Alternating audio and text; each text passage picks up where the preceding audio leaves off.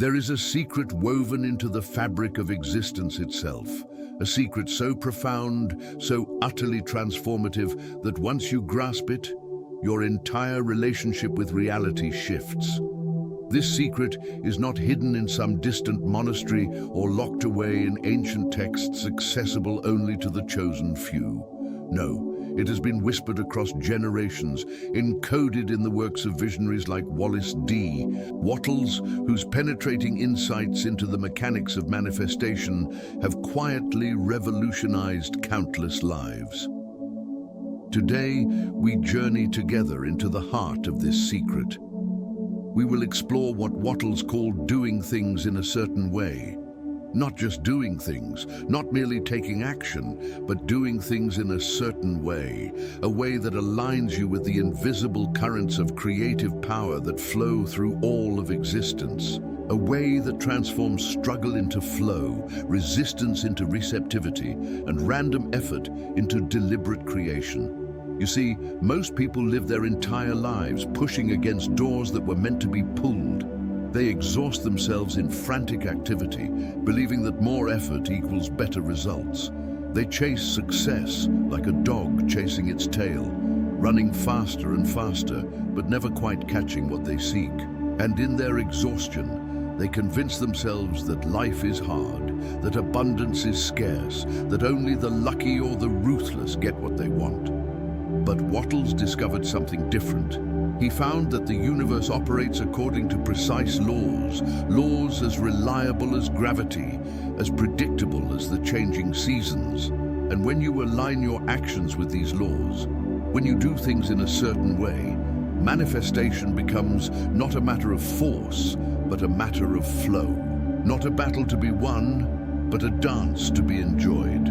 This is not about positive thinking alone. It is not about vision boards or affirmations, though these have their place. This is about understanding the deep mechanics of how thought becomes thing, how intention becomes reality, how the invisible becomes visible. This is about recognizing that you are not separate from the creative power of the universe. You are an expression of it. And when you act in harmony with this power, doing things in a certain way, you become an unstoppable force of creation. Think for a moment about water. Water does not struggle, it does not force, yet it carves canyons through solid rock. It finds every opening, every path of least resistance. It flows around obstacles rather than fighting them. And in its flowing, it transforms everything it touches. This is the way of effortless manifestation.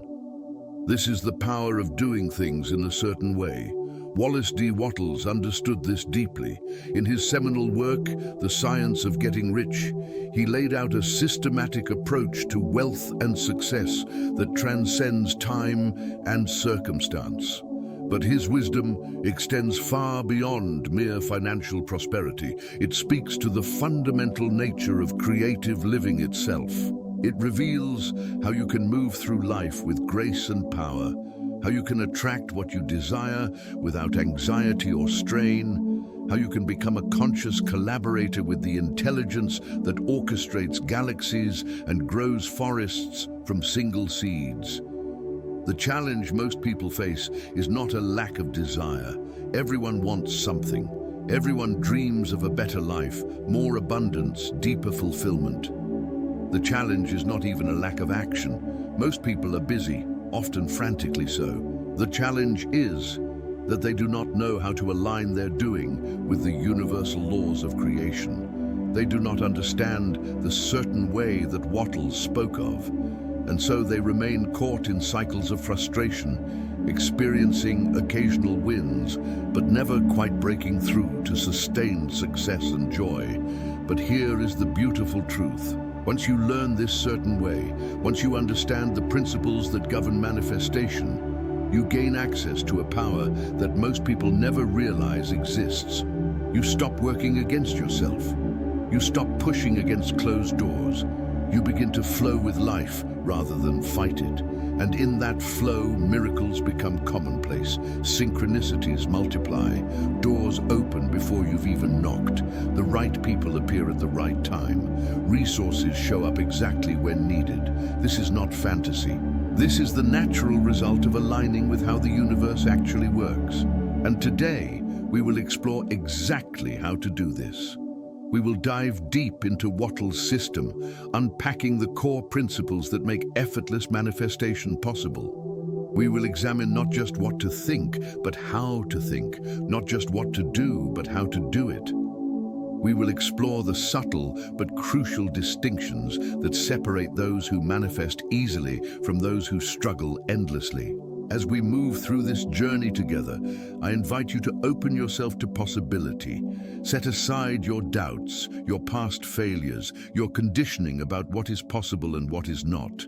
Allow yourself to consider that perhaps, just perhaps, you have been working much harder than necessary, that perhaps there is an easier way, a certain way, a way that honors both your effort and the creative power that flows through you. You are here for a reason.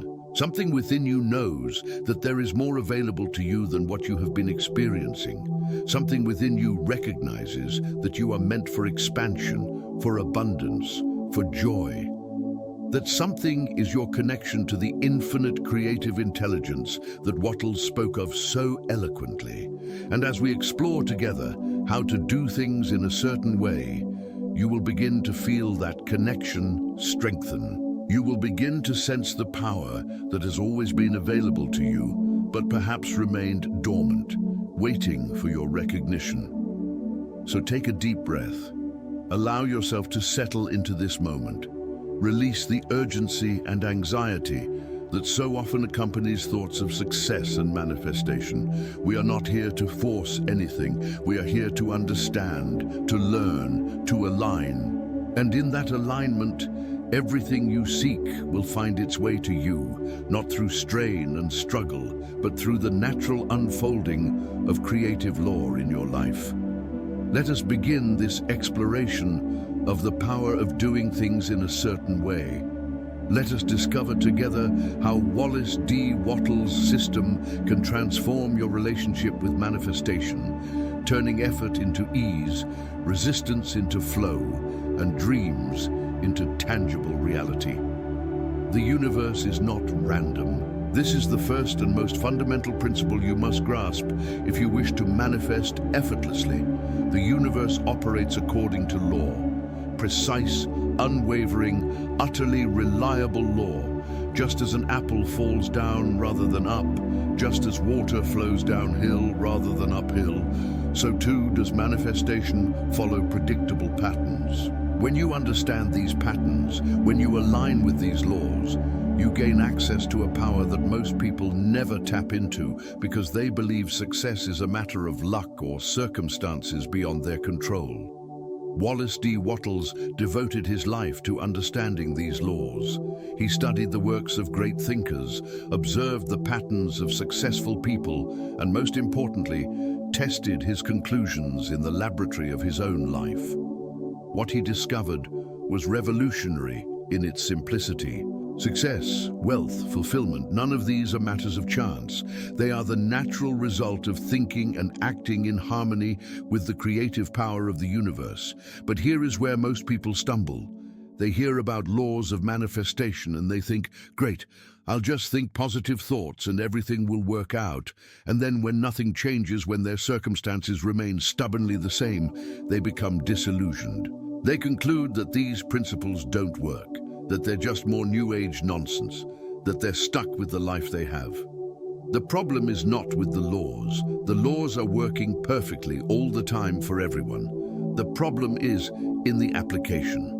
Most people are trying to manifest while simultaneously contradicting their desires with their habitual thoughts, feelings, and actions. They're like someone trying to drive north while pressing the gas pedal and the brake at the same time, then wondering why they're not getting anywhere. Wattles understood this. He knew that there is a certain way of doing things, a way that aligns all aspects of your being toward your desired outcome. This certain way is not complicated, but it does require understanding and practice. It requires that you become aware of how you are currently thinking and acting, and then deliberately shift into alignment with the creative laws of the universe. Let's start with the foundation. Wattles taught that there is a thinking stuff from which all things are made. This is not metaphor. This is not poetic language. This is a description of the fundamental nature of reality. Modern quantum physics is now confirming what mystics and visionaries have known for millennia. At the deepest level, everything is energy, everything is vibration, everything is consciousness taking form. Your thoughts are not isolated events happening inside your skull. Your thoughts are creative forces that interact with this thinking stuff, this formless substance from which all things arise. When you think a thought, you set into motion creative forces. When you hold a thought consistently, when you infuse it with feeling and faith, when you back it up with action done in a certain way, that thought must manifest into physical form. This is law. This is not wishful thinking. This is the mechanics of how reality works. But here's the crucial part that most people miss. It's not enough to think about what you want occasionally when you remember to do your affirmations or when you're feeling hopeful. The certain way requires consistent, sustained alignment between your thoughts, your feelings, and your actions. It requires that you hold the vision of what you desire with unwavering faith, while simultaneously moving in its direction through purposeful action. Think of it this way. Imagine you want to travel to a destination 100 miles north of where you currently are. You can visualize yourself at that destination all you want. You can feel how wonderful it will be when you arrive. You can affirm that you are already there in potential.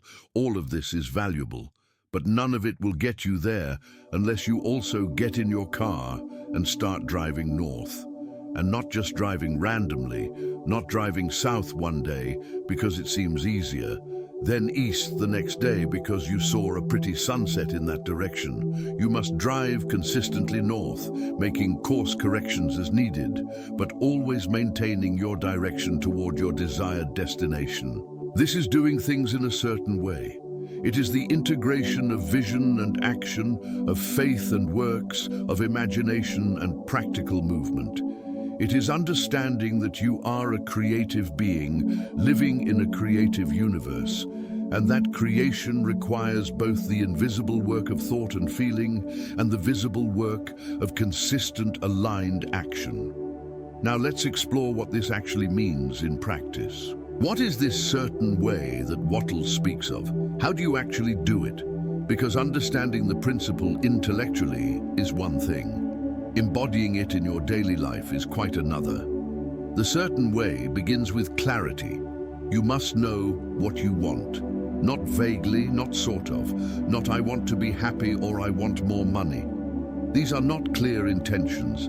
These are fuzzy hopes. The universe responds to specificity. It responds to the clear imprint of your desire impressed upon the thinking stuff of creation. So the first step in doing things in a certain way is to become crystal clear about what you actually desire. Not what your parents want for you.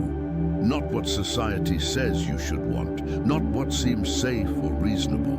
What do you, in the depths of your being, actually desire? What calls to you? What lights you up? What would make your heart sing if it manifested in your life? Take the time to get clear on this. Write it down.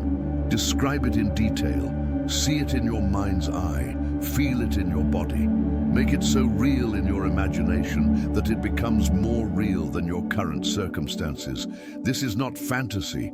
This is the first step of creation. Everything that exists in the physical world was first conceived in imagination. Your house, your car, your phone, all of it began as a thought in someone's mind. You are using the same creative process. You are impressing your desire upon the thinking stuff of the universe, giving it the blueprint for what you wish to create. But clarity alone is not enough. Many people are clear about what they want and still don't manifest it. Why? Because they don't believe they can have it. They don't have faith. And without faith, the creative process is interrupted before it can complete. Faith, as Wattles taught, is not blind belief. It is not pretending to believe something you don't actually believe. True faith is the natural result of understanding how the universe works. When you truly grasp that there is a law of manifestation as reliable as the law of gravity, when you understand that the universe is abundant and responsive to your thoughts, faith arises naturally.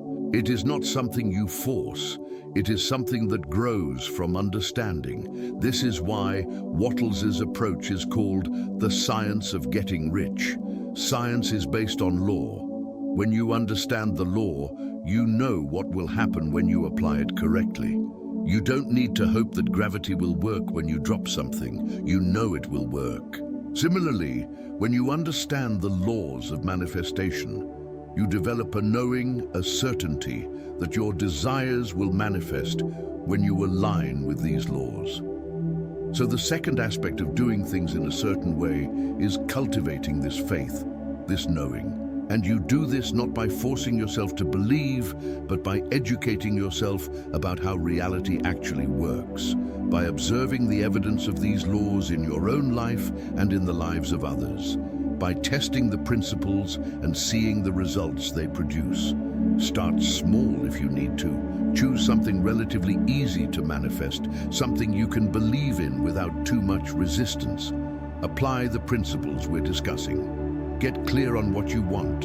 Hold the vision. Feel as if it's already yours. Take aligned action, and then watch what happens. When you see the law working, when you experience manifestation for yourself, your faith naturally expands. You become more confident. You're willing to apply the principles to bigger desires. And your power as a conscious creator grows. The third aspect of doing things in a certain way is what Wattles called the grateful mind. This is crucial, yet so often overlooked. Most people approach manifestation from a place of lack. They focus on what they don't have. They think about their current circumstances and feel frustrated, worried, resentful. They might do affirmations and visualizations, but underneath, they're coming from a place of I don't have this yet and I need it to be happy. This energy of lack actually repels what you desire. It sends a signal to the universe that you are incomplete, that you are lacking, that you are separate from the abundance you seek. And the universe, responding to your dominant vibration, gives you more experiences of lack. The certain way requires that you approach life from gratitude, not gratitude for what you will have someday, not gratitude as a technique to get what you want, but genuine gratitude for what is, right now, in this moment. Gratitude for the life that flows through your body. Gratitude for the creative power you possess. Gratitude for the opportunity to consciously create. Gratitude for the abundance that already exists in your life, even if it's not yet in the form you ultimately desire. When you live in gratitude, you align with the abundance that is the true nature of the universe.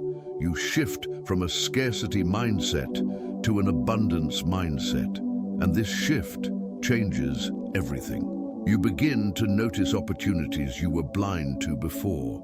You feel more energized, more creative, more capable. You attract people and circumstances that match your elevated vibration. Gratitude is not just a nice feeling. It is a creative force that accelerates manifestation. So these are the three foundations of doing things in a certain way. Clarity about what you desire, faith that it can and will manifest, and gratitude for the abundance that already is. When these three are present, you have created the perfect inner conditions for manifestation. You have aligned your consciousness with the creative power of the universe. But Wattles emphasized that this inner work must be paired with outer action. You cannot simply sit in meditation, visualizing what you want and expect it to materialize out of thin air. The universe works through channels, through pathways, through the natural unfolding of cause and effect. Your actions are the bridge between the invisible realm of thought and the visible realm of form. However, not just any action will do. This is where the certain way becomes so important. You must act in harmony with your vision. Every action you take should be moving you in the direction of your desire. Every choice should be consistent with the person you are becoming. the reality you are creating. This doesn't mean you need to have the entire path mapped out. You don't need to know exactly how your desire will manifest. In fact, trying to control the how often interferes with manifestation because it limits the infinite intelligence of the universe to your finite understanding. What you need to know is the next step, the action that is in front of you right now, the thing you can do today that moves you toward your vision. And here's the beautiful part. When you are clear on your vision, when you hold it with faith, when you live in gratitude, the next step becomes obvious. It's not a struggle to figure out what to do. It's not a mental gymnastics routine of trying to force a plan. The right action arises naturally from your aligned state. You feel drawn to do certain things. Opportunities present themselves. Intuitive hunches guide you. You are being moved by the intelligence of the universe itself, and your job is simply to follow that movement.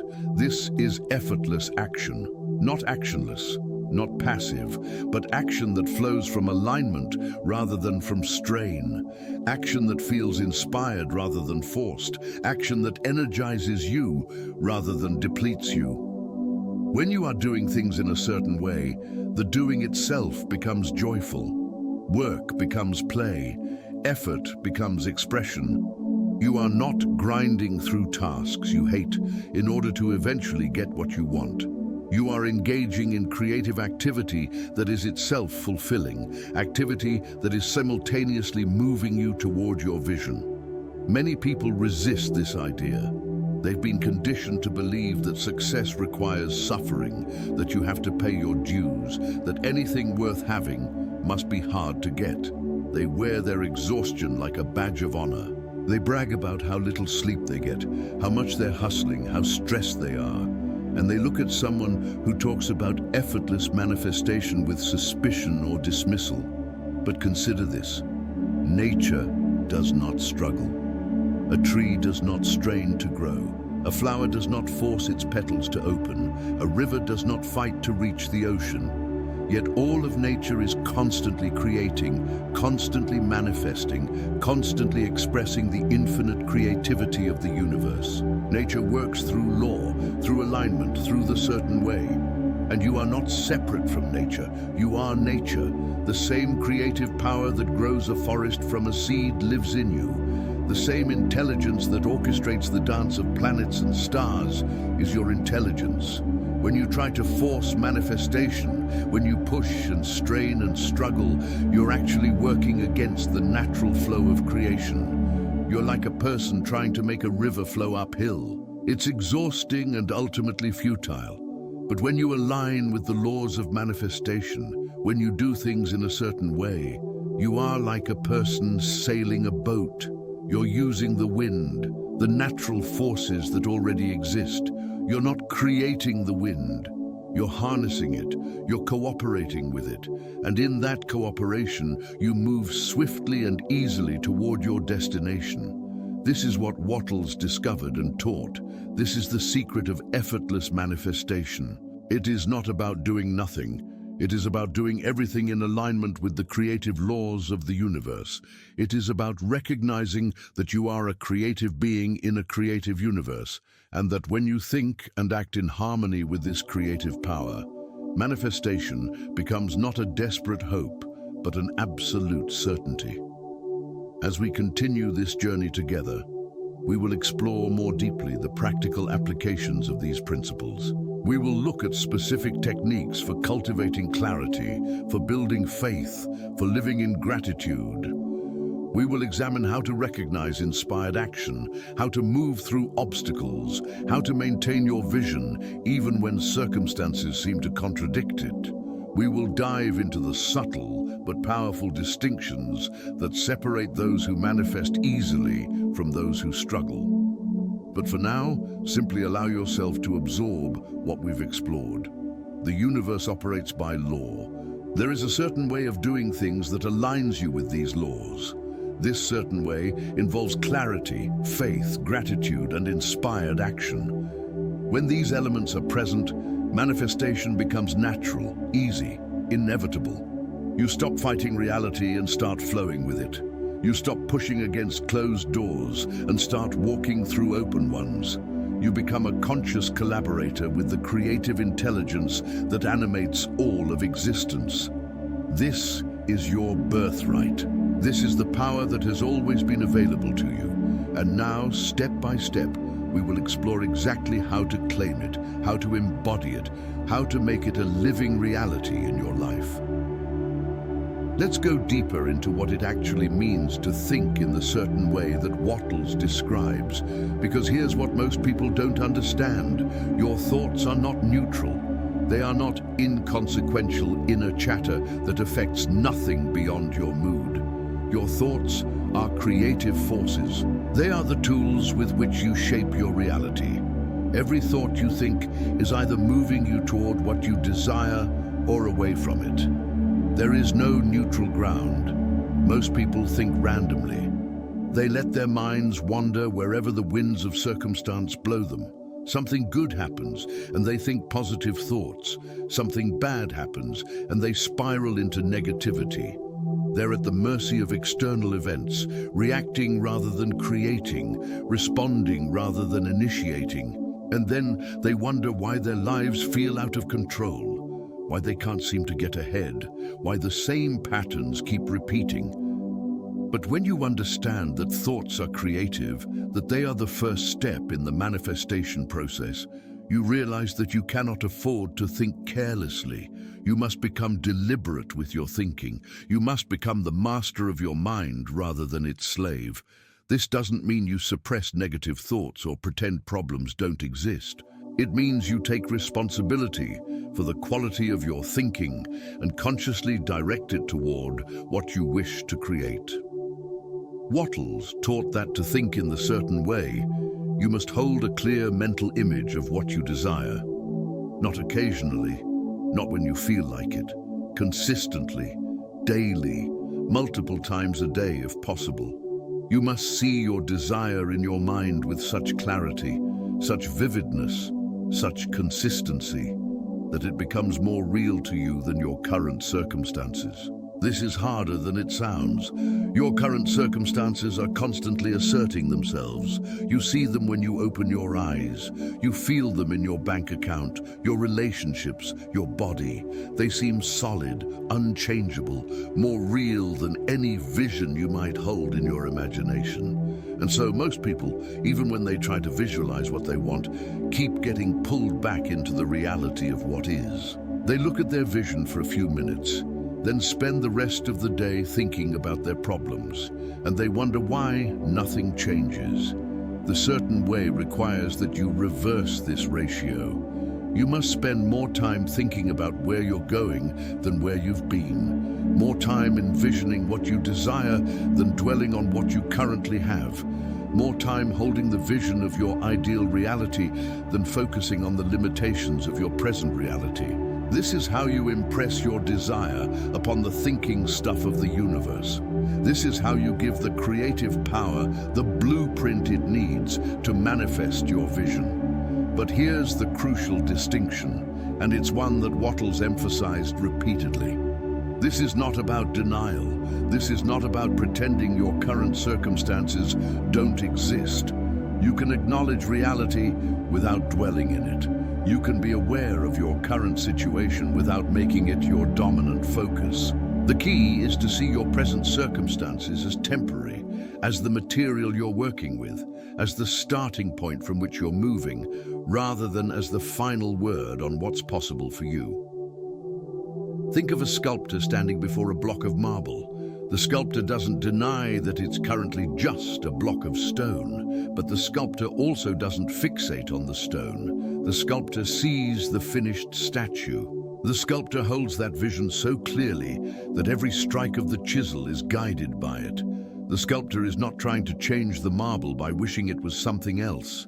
The sculptor is transforming it through a combination of clear vision and skillful action. This is thinking in the certain way. So how do you actually do this? How do you maintain a clear vision of what you desire when your current reality keeps screaming for your attention? Here are some practical techniques that can help you develop this crucial skill. First, create a morning ritual where you spend time with your vision before you engage with the world. Before you check your phone, before you read the news, before you start worrying about your to-do list, spend at least 10 to 15 minutes in quiet contemplation of your desire. See it, feel it, imagine it as vividly as possible. Make it real in your mind. This sets the tone for your entire day. It programs your mind to look for opportunities aligned with your vision. It activates the reticular activating system in your brain, causing you to notice things you would otherwise miss. Second, write about your vision. Not just once, but regularly. Describe your desired reality in present tense, as if it's already happening. Write in detail. Engage all your senses. What do you see, hear, feel, smell, taste in this reality? What are you doing? Who are you with? How does it feel to be living this life? Writing forces clarity. It takes the vague images in your mind and gives them concrete form. It also creates a record you can return to, reminding yourself of your vision when doubts arise. Third, use visualization throughout the day. You don't need to meditate for hours. Just take brief moments, maybe 30 seconds to a minute, to reconnect with your vision. Waiting in line at the store, see your vision. Stuck in traffic, feel your desired reality. About to fall asleep at night? Imagine yourself living your dream. These micro practices add up. They keep your vision alive in your consciousness. They prevent you from defaulting to your old patterns of thinking. Fourth, surround yourself with reminders of your vision. This could be a vision board, though it doesn't have to be.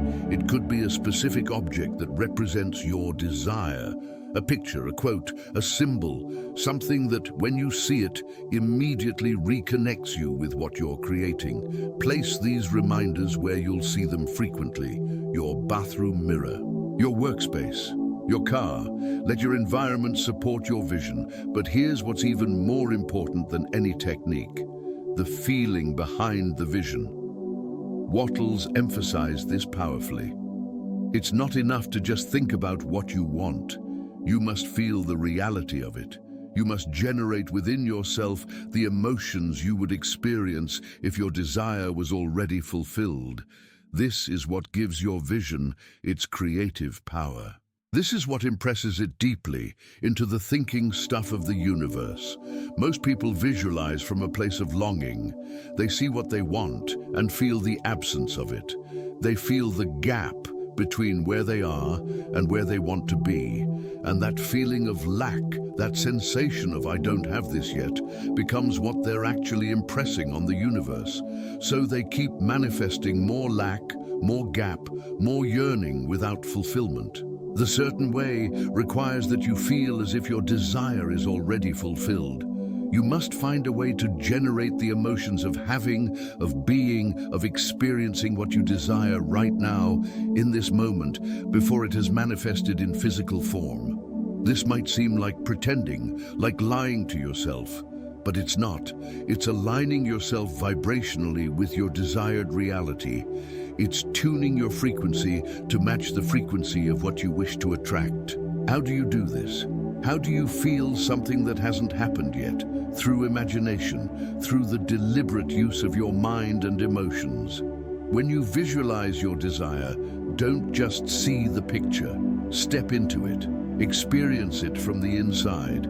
If you desire financial abundance, don't just imagine having money. Feel what it feels like to be financially free. Feel the relief, the peace, the confidence, the joy.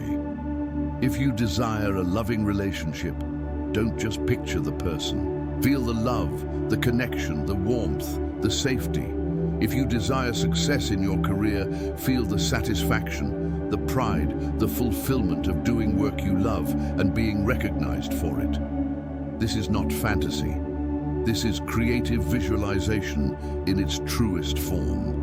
You are not pretending, you are preparing, you are tuning your inner state to match your desired outer reality. And because the universe responds to your vibration, to the sum total of your thoughts and feelings, this inner alignment must precede outer manifestation. Now, I want to address something important here. Some of you might be thinking, but what about reality? What about being realistic? Isn't this just delusional positive thinking? These are fair questions, and they deserve a clear answer. Being realistic, as most people understand it, means accepting your current circumstances as the final truth about what's possible for you. It means looking at what is and concluding that this is all there is or all there can be. But this is actually a very limited and limiting definition of realistic, because the reality is that everything around you was once someone's imagination.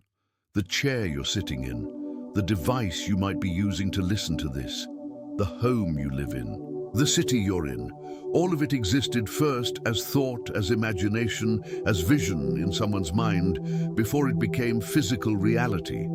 So which is more realistic? To believe that what currently exists is all that can exist, or to recognize that thought becomes reality, that imagination is the creative workshop where all physical manifestation begins. The truly realistic approach is to understand how reality is actually created, and to use that understanding to deliberately shape your experience. This is not denying problems or challenges. This is not putting your head in the sand and pretending everything is perfect when it's not. This is understanding that your current circumstances are not permanent unless you accept them as such. They are simply the outpicturing of your past thoughts, feelings, and actions. And since you can change your thoughts, feelings, and actions starting right now, you can change your circumstances. Not instantly, perhaps. The physical world has momentum. But inevitably, if you persist in thinking and feeling in the certain way, your outer reality must shift to match your inner reality. This is law. This is how the universe works. And the people who understand this, who apply it consistently, are the ones who achieve what others call impossible. They're not lucky, they're not more talented or more deserving. They simply understand how to work with the creative laws of the universe rather than against them. They think in the certain way. Another crucial aspect of thinking in the certain way is monitoring the quality of your self-talk, the conversations you have with yourself all day long. Most people are incredibly harsh with themselves. They criticize, judge, doubt, belittle themselves constantly. And every one of these thoughts is a creative force working against what they desire to manifest. If you want to manifest abundance, but you constantly tell yourself you're bad with money, that you never have enough, that you're not smart enough, or talented enough, or worthy enough to be wealthy, how can abundance manifest? You're contradicting your own desire with every self-critical thought. You're programming yourself for failure. You're impressing lack upon the thinking stuff instead of abundance. The certain way requires that you become vigilant about your self-talk, not in a neurotic, obsessive way, but in a gentle, compassionate way. When you notice yourself thinking limiting thoughts about yourself, you simply redirect. You don't beat yourself up for having the thought. You just choose a better thought. You remind yourself of the truth, that you are a creative being, that you are connected to infinite intelligence, that you are worthy of everything you desire, that you are constantly growing and evolving, that you are doing your best with the understanding you have. This reprogramming of your self-talk is essential, because manifestation is not just about attracting things outside of you. It's about becoming the person who naturally has those things. It's about shifting your identity, your sense of self, to align with your desired reality. And you do this through the consistent practice of thinking about yourself in ways that support your vision rather than undermine it. Wattles also taught about the power of purpose, not just having goals, but having a clear, compelling purpose that gives meaning to your life. When you have purpose, when you know why you're here, what you're meant to contribute, how you wish to serve and express yourself, everything becomes easier. Your vision becomes clearer, your faith becomes stronger, your actions become more focused and effective. Many people drift through life without a real sense of purpose. They pursue goals that society has told them to pursue. They chase success as defined by others. They accumulate things they think they should want. But deep down, there's an emptiness, a sense that something is missing, and that something is purpose. Connection to something larger than themselves, a reason for being that goes beyond mere survival or comfort. When you discover your purpose, or rather when you choose your purpose, because purpose is not found out there somewhere, it's chosen from within, everything changes. Your life has direction, your actions have meaning. You wake up with energy and enthusiasm because you're engaged in something that matters to you. And this energy, this sense of meaning, this alignment with purpose is itself a powerful creative force. So as you practice thinking in the certain way, as you hold your vision and feel your desired reality, always connect it to purpose. Why do you want what you want? How will having it allow you to express yourself more fully? How will it enable you to serve? How will it bring more joy, more love, more beauty into the world? When your desires are connected to purpose, they carry more power. They manifest more easily. They bring deeper fulfillment when they arrive. Let me share something with you that Wattles understood deeply. The universe wants to give you what you desire. It's not withholding. It's not testing you. It's not making you prove yourself worthy. The creative power of the universe is constantly seeking expression through you. It wants to pour its abundance, its creativity, its joy through your life. Your job is not to convince it or persuade it. Your job is simply to allow it, to align with it, to think and feel and act in ways that permit the natural flow of good into your experience. This is a radically different approach than most people take. Most people approach manifestation as if they're trying to get something from a reluctant universe, as if they have to beg or manipulate or work really hard to deserve what they want. But this misunderstands the fundamental nature of reality. The universe is not stingy. It's not withholding. Abundance is its natural state. Creativity is its essence, and you are not separate from it. You are an individualized expression of it. So when you desire something, that desire is actually the universe seeking to express something through you. Your desire is the beginning of its own fulfillment. The fact that you can conceive of something, that you can imagine it, that you want it, is evidence that it's possible for you. The universe does not plant desires in your heart that cannot be fulfilled. It does not tease you with visions of what could be while making sure you can never have them. That would be cruel and senseless. And the intelligence that creates galaxies and grows forests is neither cruel nor senseless. So, trust your desires. Honor them. Not the fleeting wants that change every day, but the deep, authentic desires that persist, that call to you, that represent genuine growth and expression. These desires are guideposts. They're showing you the direction of your evolution. They're the universe's way of beckoning you forward into greater experiences of life. When you think in the certain way, you hold these desires with confidence. You know they're possible because you can conceive of them. You know they're meant for you because they won't leave you alone. You know they're on their way because you understand the laws of manifestation. This knowing, this certainty, is itself a powerful creative force. It dissolves doubt. It neutralizes fear. It keeps you moving forward even when circumstances seem discouraging. And here's something beautiful. As you practice thinking in the certain way, as you hold your vision with faith and feeling, as you align your thoughts with what you desire to create, you start to change. You become different, more confident, more creative, more attuned to opportunities, more willing to take inspired action, more resilient in the face of obstacles. The person you're becoming is just as important as what you're manifesting. In fact, they're inseparable. You manifest through becoming. You attract through evolution.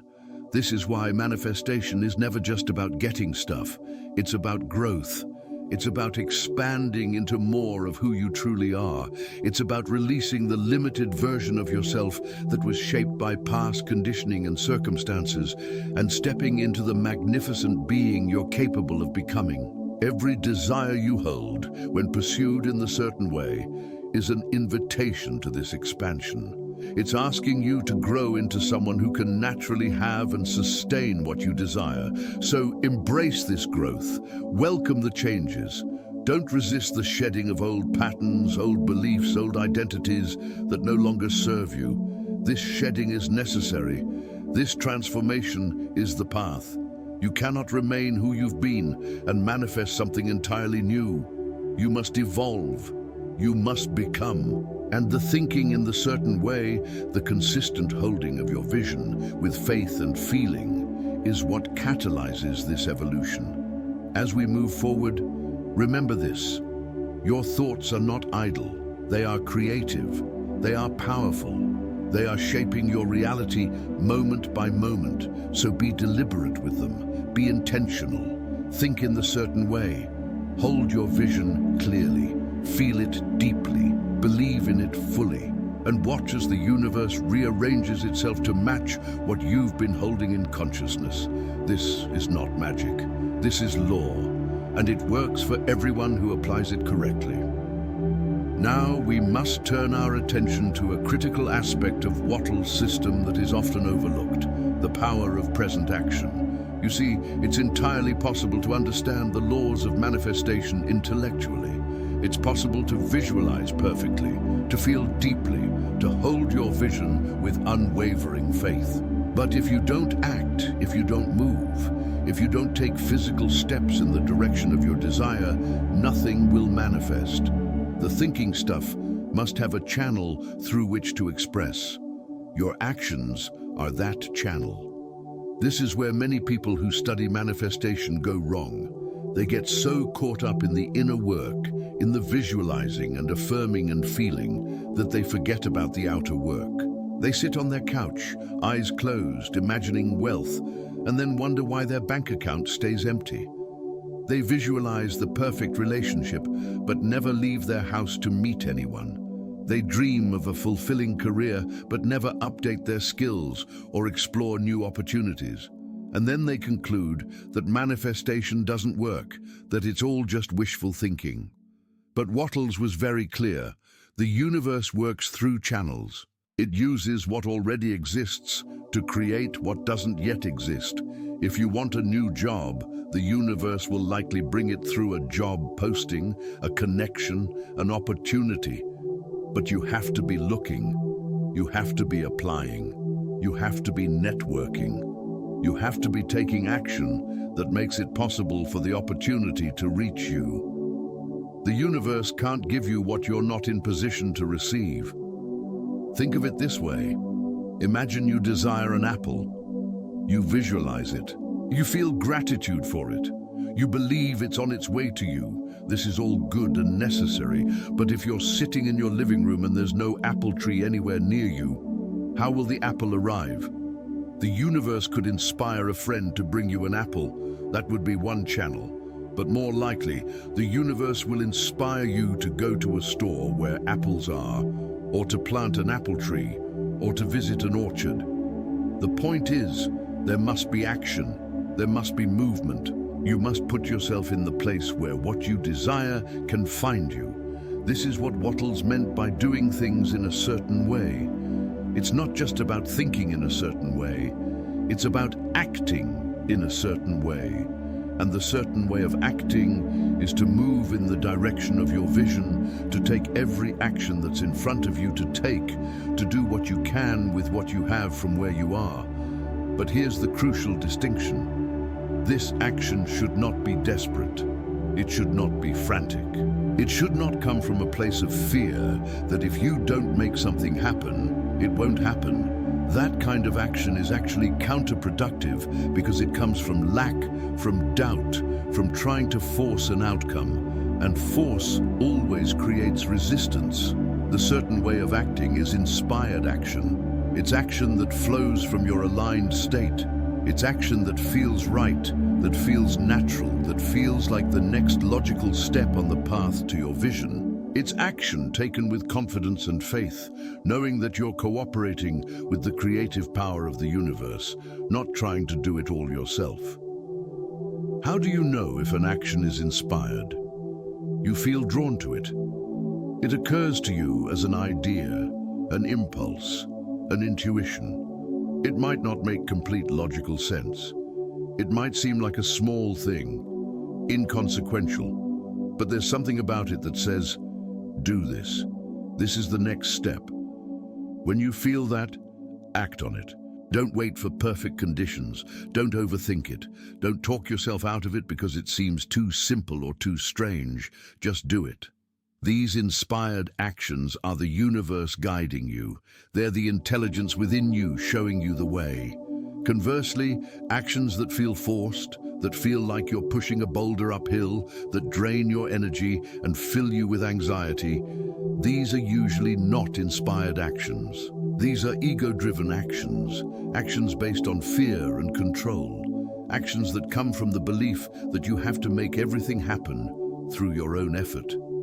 And while sometimes you do have to push through resistance, especially when you're building new habits or facing legitimate fears, there's a difference between healthy challenge and unhealthy force.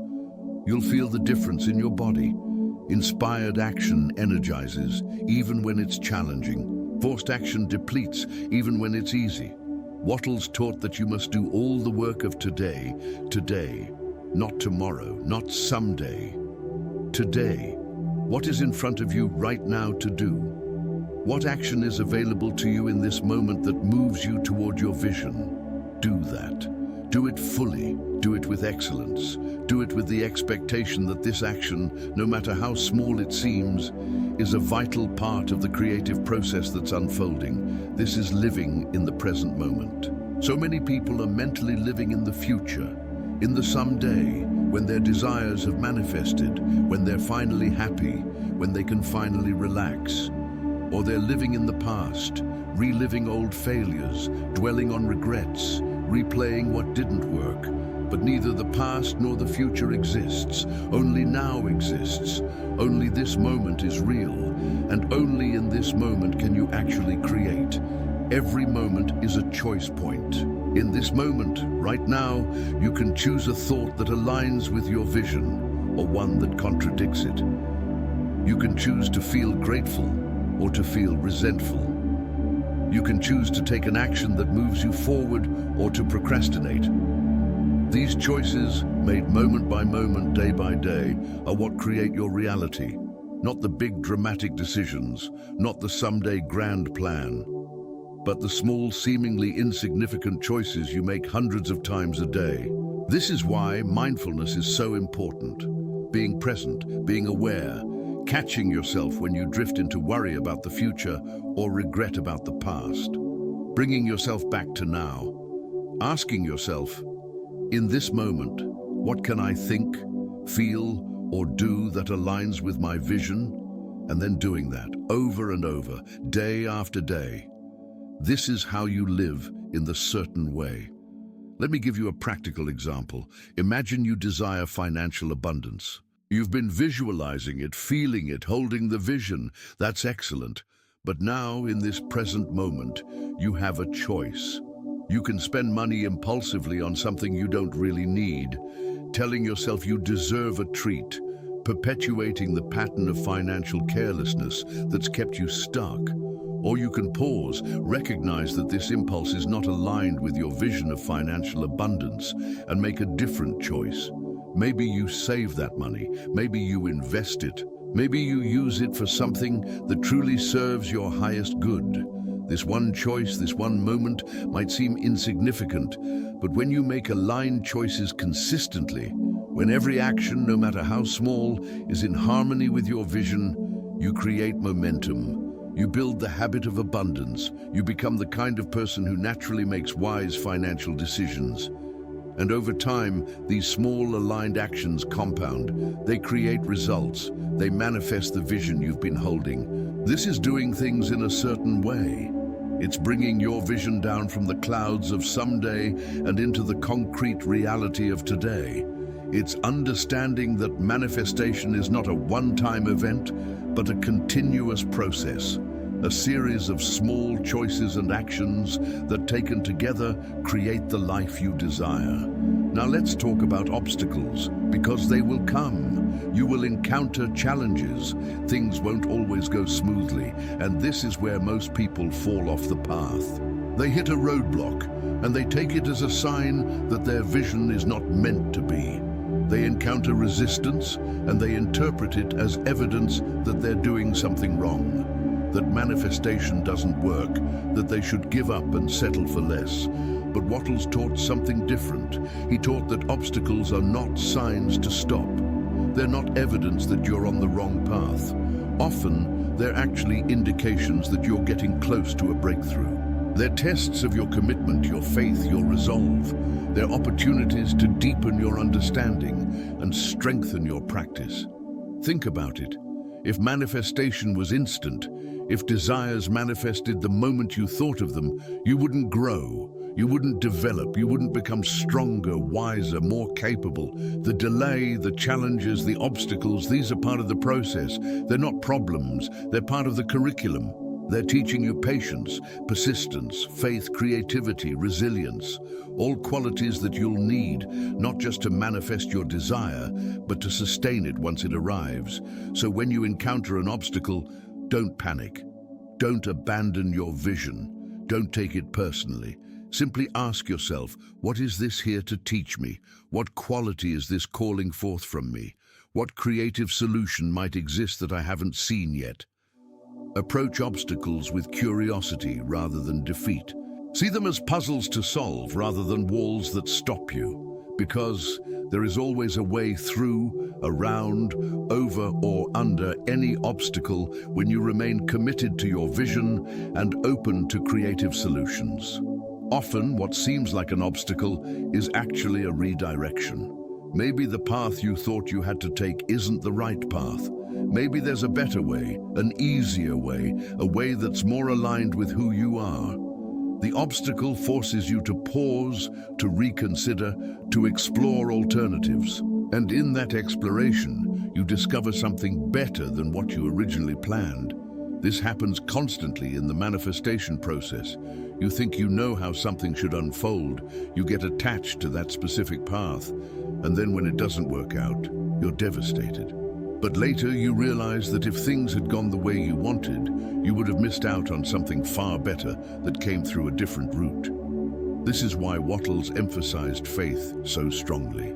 Not blind faith, not faith that ignores reality, but faith that knows deeply and certainly that when you align with the creative laws of the universe, when you think and act in the certain way, your desire must manifest.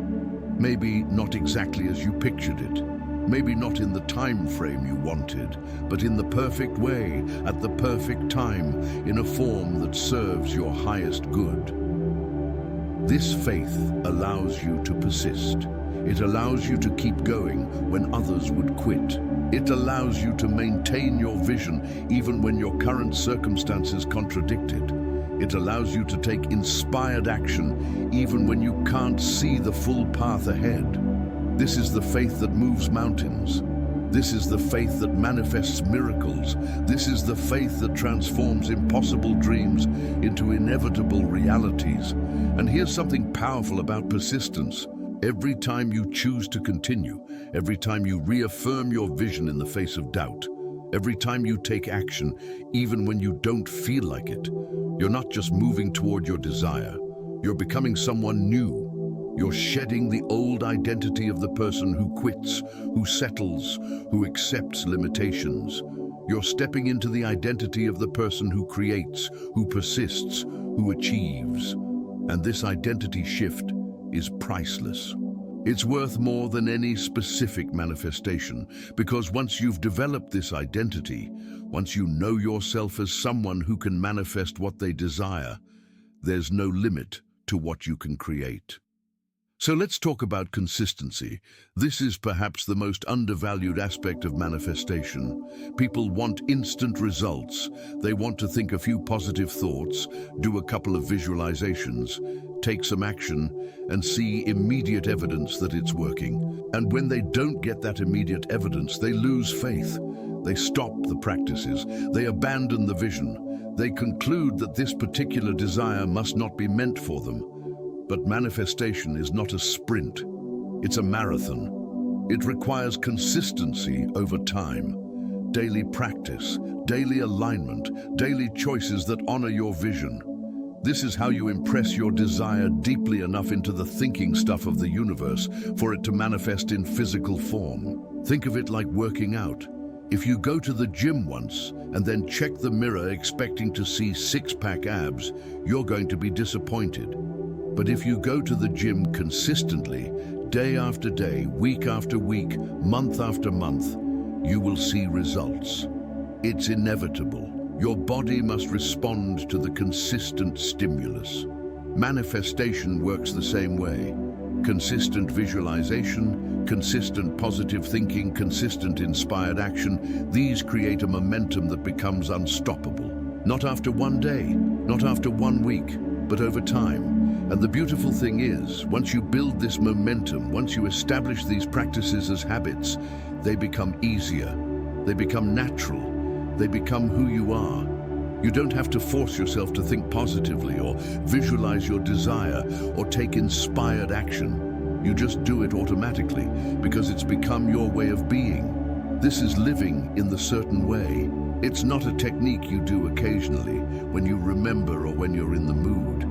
It's a lifestyle. It's a constant orientation toward your vision, toward growth, toward the highest possibilities available to you. And when you live this way consistently, your life cannot help but transform. The laws of the universe guarantee it. Let me share with you a crucial insight. The time between planting the seed and harvesting the fruit is not wasted time. It's not empty time. It's growing time. The seed is germinating underground where you can't see it. Roots are forming, the plant is gathering strength, and then when conditions are right, it breaks through the soil. But that breakthrough was only possible because of all the invisible work that happened underground. Your desires are the same. When you plant the seed through clear intention, when you water it with consistent visualization and feeling, when you nourish it with inspired action, it is growing. Even when you can't see evidence, even when nothing seems to be changing, the manifestation process is unfolding, circumstances are rearranging, people are moving into position, opportunities are being created. And then, often suddenly, it all comes together. Your desire manifests. But it wasn't sudden. It was the result of all that consistent practice, all that faith, all that aligned action. So be patient, be persistent. Trust the process. Keep thinking in the certain way. Keep acting in the certain way. Keep holding your vision with faith and feeling, and know with absolute certainty that your harvest is coming. It must come. This is law. This is how the universe works, and you are applying these laws correctly when you practice what we're exploring together. As we continue this journey, as we go even deeper into the practical application of these principles, remember this: you are not alone in this. You are not creating through your own limited personal power. You are tapping into the infinite creative power of the universe itself. That power is always available to you. It never runs out. It never gets tired. It never gives up on you. Your job is simply to align with it, to cooperate with it, to allow it to flow through your thoughts, your feelings, your actions. When you do this, when you live in the certain way, you become an irresistible force of creation, and nothing can stand in your way. Let's explore now what might be the most transformative aspect of Wattles' teaching: the recognition that you already are what you seek to become. This is not metaphysical poetry. This is a profound truth about the nature of consciousness and creation. You see, most people approach their desires from a place of separation. They believe they are here, and their desire is over there, somewhere in the future, and they have to somehow bridge that gap through effort and struggle. But this perspective creates the very obstacle it seeks to overcome. When you see yourself as separate from what you desire, you create a vibrational mismatch. You vibrate as someone who lacks, who needs, who is incomplete without this thing you want. And the universe, responding to your vibration, continues to match you with experiences of lacking, needing, and being incomplete. The certain way requires a radical shift in perspective. It requires that you recognize that in the realm of consciousness, in the realm where all creation begins, you already have what you desire. The vision you hold in your mind is real, not someday real. Real now, in this moment, in the dimension of thought and possibility. And since thought is the creative force that shapes physical reality, since the invisible always precedes the visible, your vision is already in the process of manifesting. It already exists in seed form. Your job is not to create it from nothing. Your job is to allow it to unfold, to nurture its development, to align yourself with its inevitable manifestation. This is what Wattles meant when he talked about the grateful mind. True gratitude is not, "Thank you for what I will receive someday." True gratitude is, "Thank you for what already is." Even before your desire has manifested physically, it exists in consciousness. It exists in potential. It exists in the infinite field of possibilities. And when you express gratitude for it now, when you feel thankful for it before you can see it with your physical eyes, you align yourself vibrationally with its reality. You close the gap between the invisible and the visible. You accelerate the manifestation process. This is not pretending. This is not lying to yourself. This is recognizing a deeper truth about the nature of reality. Everything physical began as non-physical. Every tree was once a seed invisible to the eye. Every building was once a blueprint, a thought in an architect's mind. Every relationship was once a possibility, a potential connection waiting to be actualized. The non-physical is not less real than the physical. It is more real. It is the source from which all physical reality emerges. So when you hold your vision, when you see your desire clearly in your mind, when you feel it in your heart, you are not wishing for something that doesn't exist. You are connecting with something that does exist, just not yet in physical form. You are aligning with a future that is already real in the quantum field of infinite possibilities. And as you sustain that alignment through your thoughts, feelings, and actions, that future collapses into your present. It becomes your lived reality. This is the secret that ancient mystics knew. This is what Christ meant when he said, "Therefore I tell you, whatever you ask for in prayer, believe that you have received it, and it will be yours." Not believe that you will receive it someday. Believe that you have received it.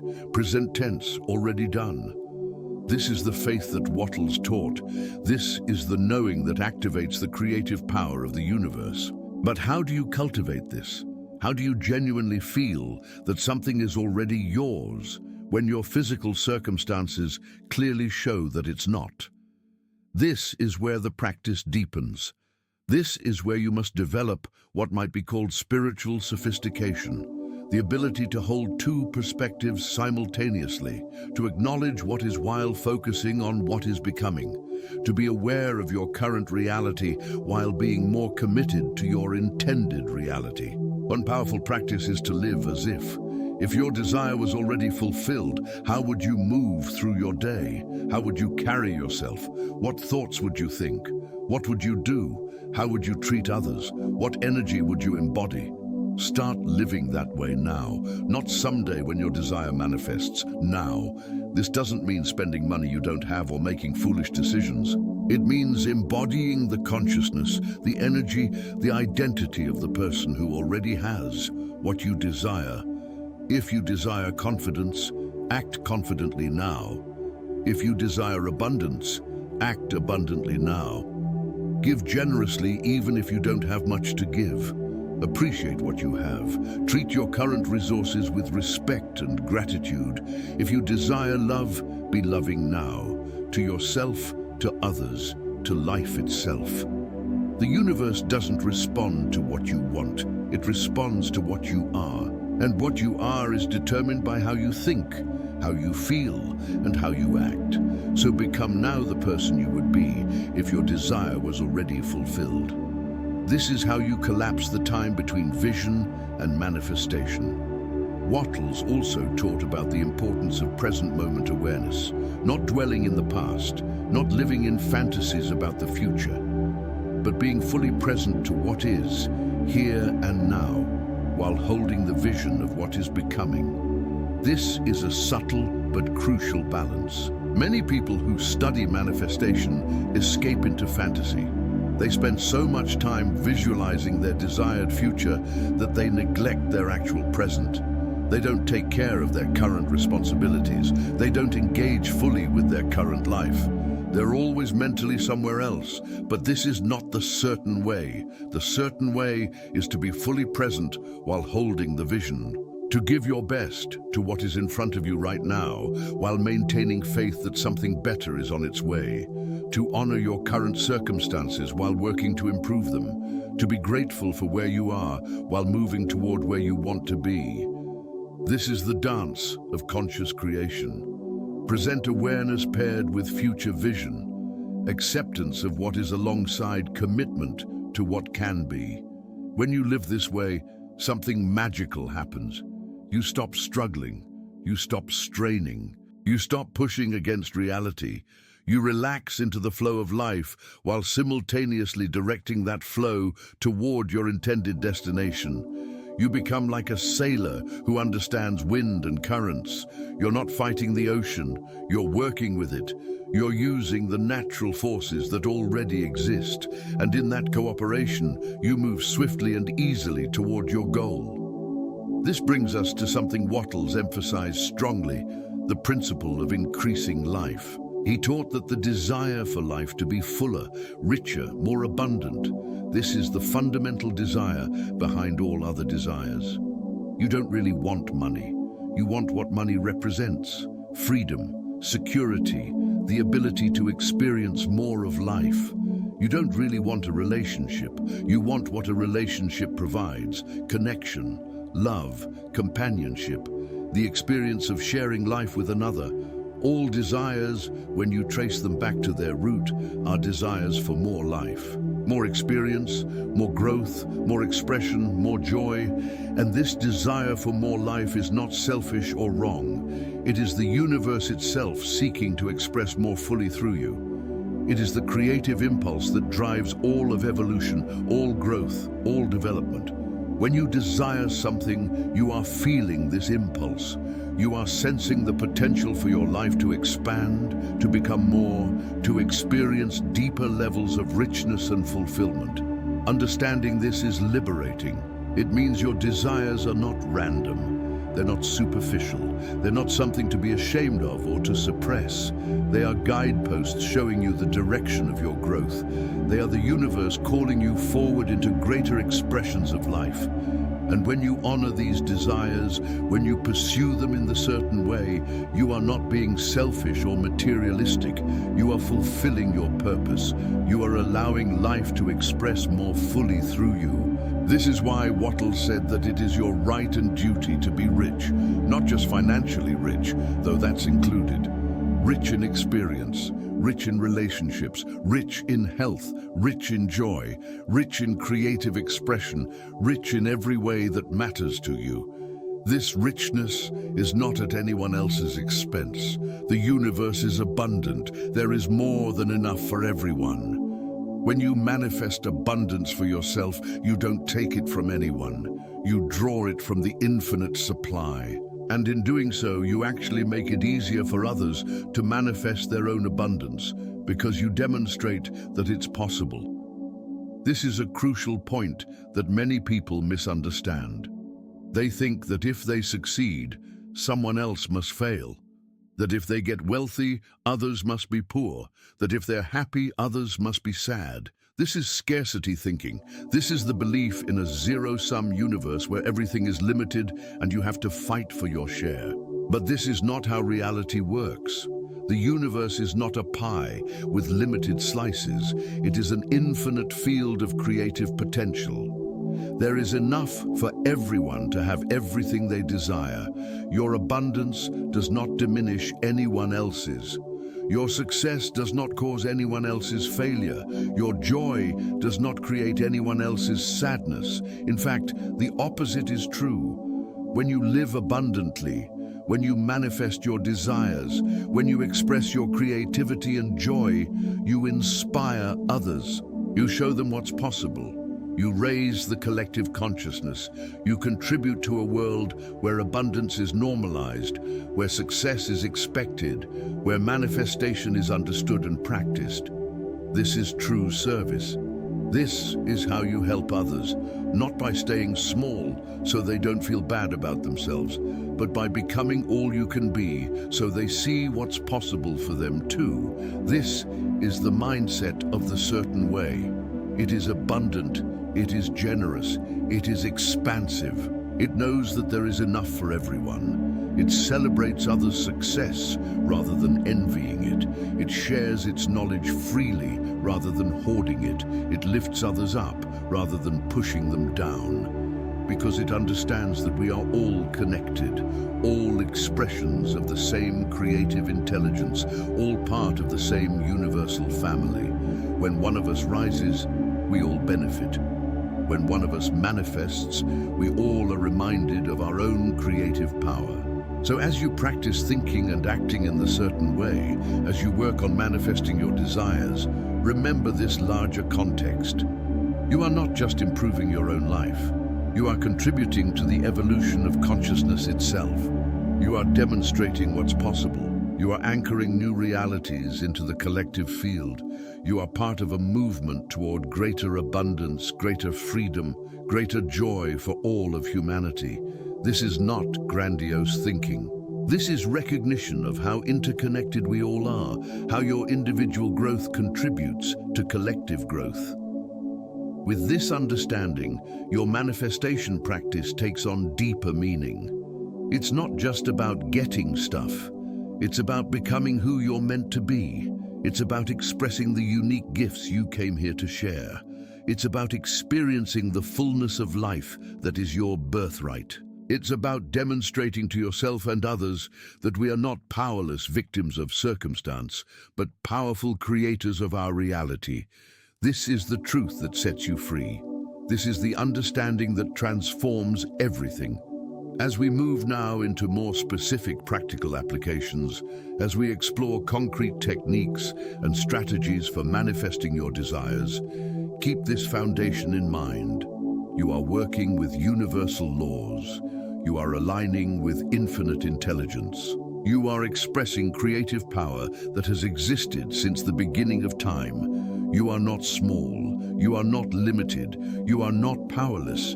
You are a magnificent being with unlimited potential. And the certain way that Wattles taught is your path to fully realizing and expressing that magnificence. Let's now turn our attention to one of the most practical and immediately applicable aspects of Wattles' system, the art of recognizing and seizing opportunities. You see, the universe responds to your aligned thoughts and feelings by orchestrating circumstances, by moving people and resources into position, by creating opportunities for your desire to manifest. But if you don't recognize these opportunities when they appear, if you don't act on them, the manifestation process stalls. The universe has done its part.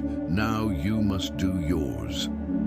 Most people miss opportunities because they're not paying attention. They're so caught up in their worries, their routines, their mental noise, that they don't notice the open doors right in front of them. Or they notice but dismiss them because the opportunity doesn't look the way they expected it to look. They had a specific picture in mind of how their desire would manifest, and when it shows up differently, they don't recognize it. They keep waiting for the opportunity they imagined instead of acting on the opportunity that's actually here. This is why present moment awareness is so crucial. When you're fully present, when your mind is clear and attentive, you notice things. You pick up on subtle cues. You feel intuitive nudges. You recognize synchronicities. You see connections that others miss.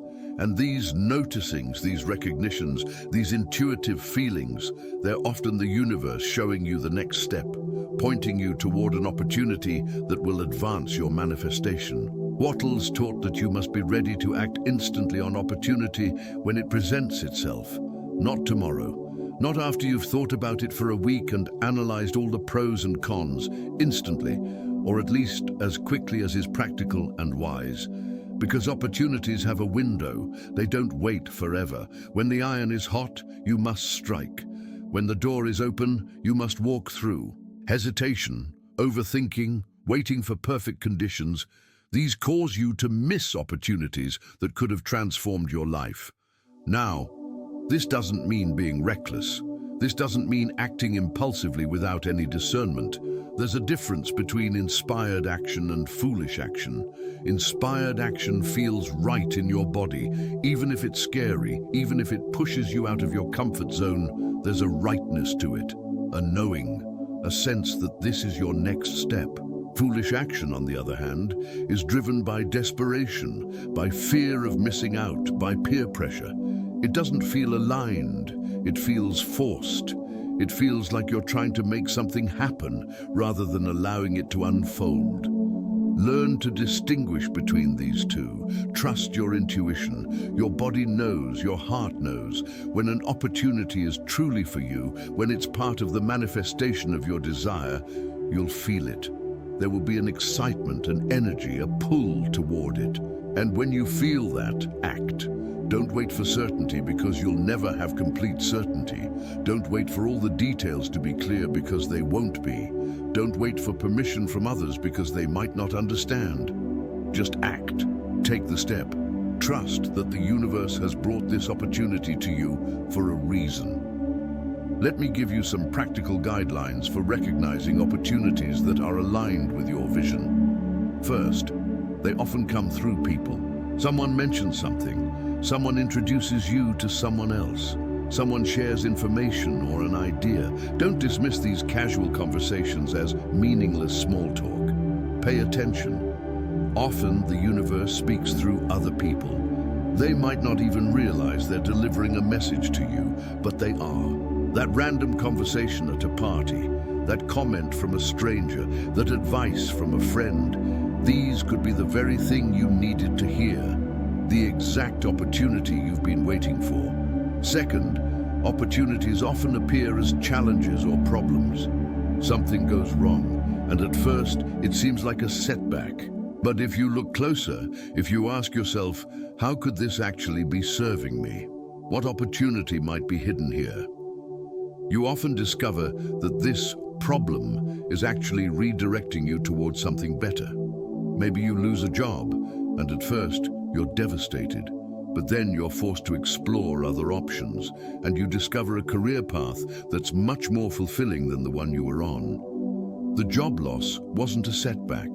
It was a setup for something better. But you only realize this if you stay alert, if you look for the opportunity within the challenge.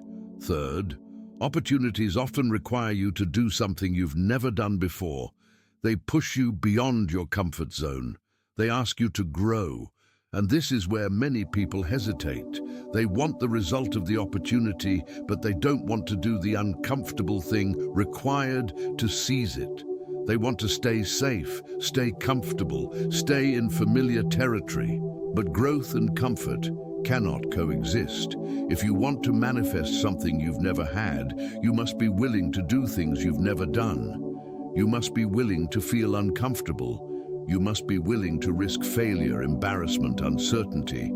This willingness to be uncomfortable is what separates those who manifest their desires from those who don't. Everyone wants success. Everyone has dreams. But not everyone is willing to do what's required. Not everyone is willing to face their fears, to risk rejection, to put themselves out there, to possibly fail. But here's the truth. The discomfort is temporary. The growth is permanent. The fear you feel when you step into new territory, that fades. But the expanded version of yourself that emerges on the other side, that stays with you forever.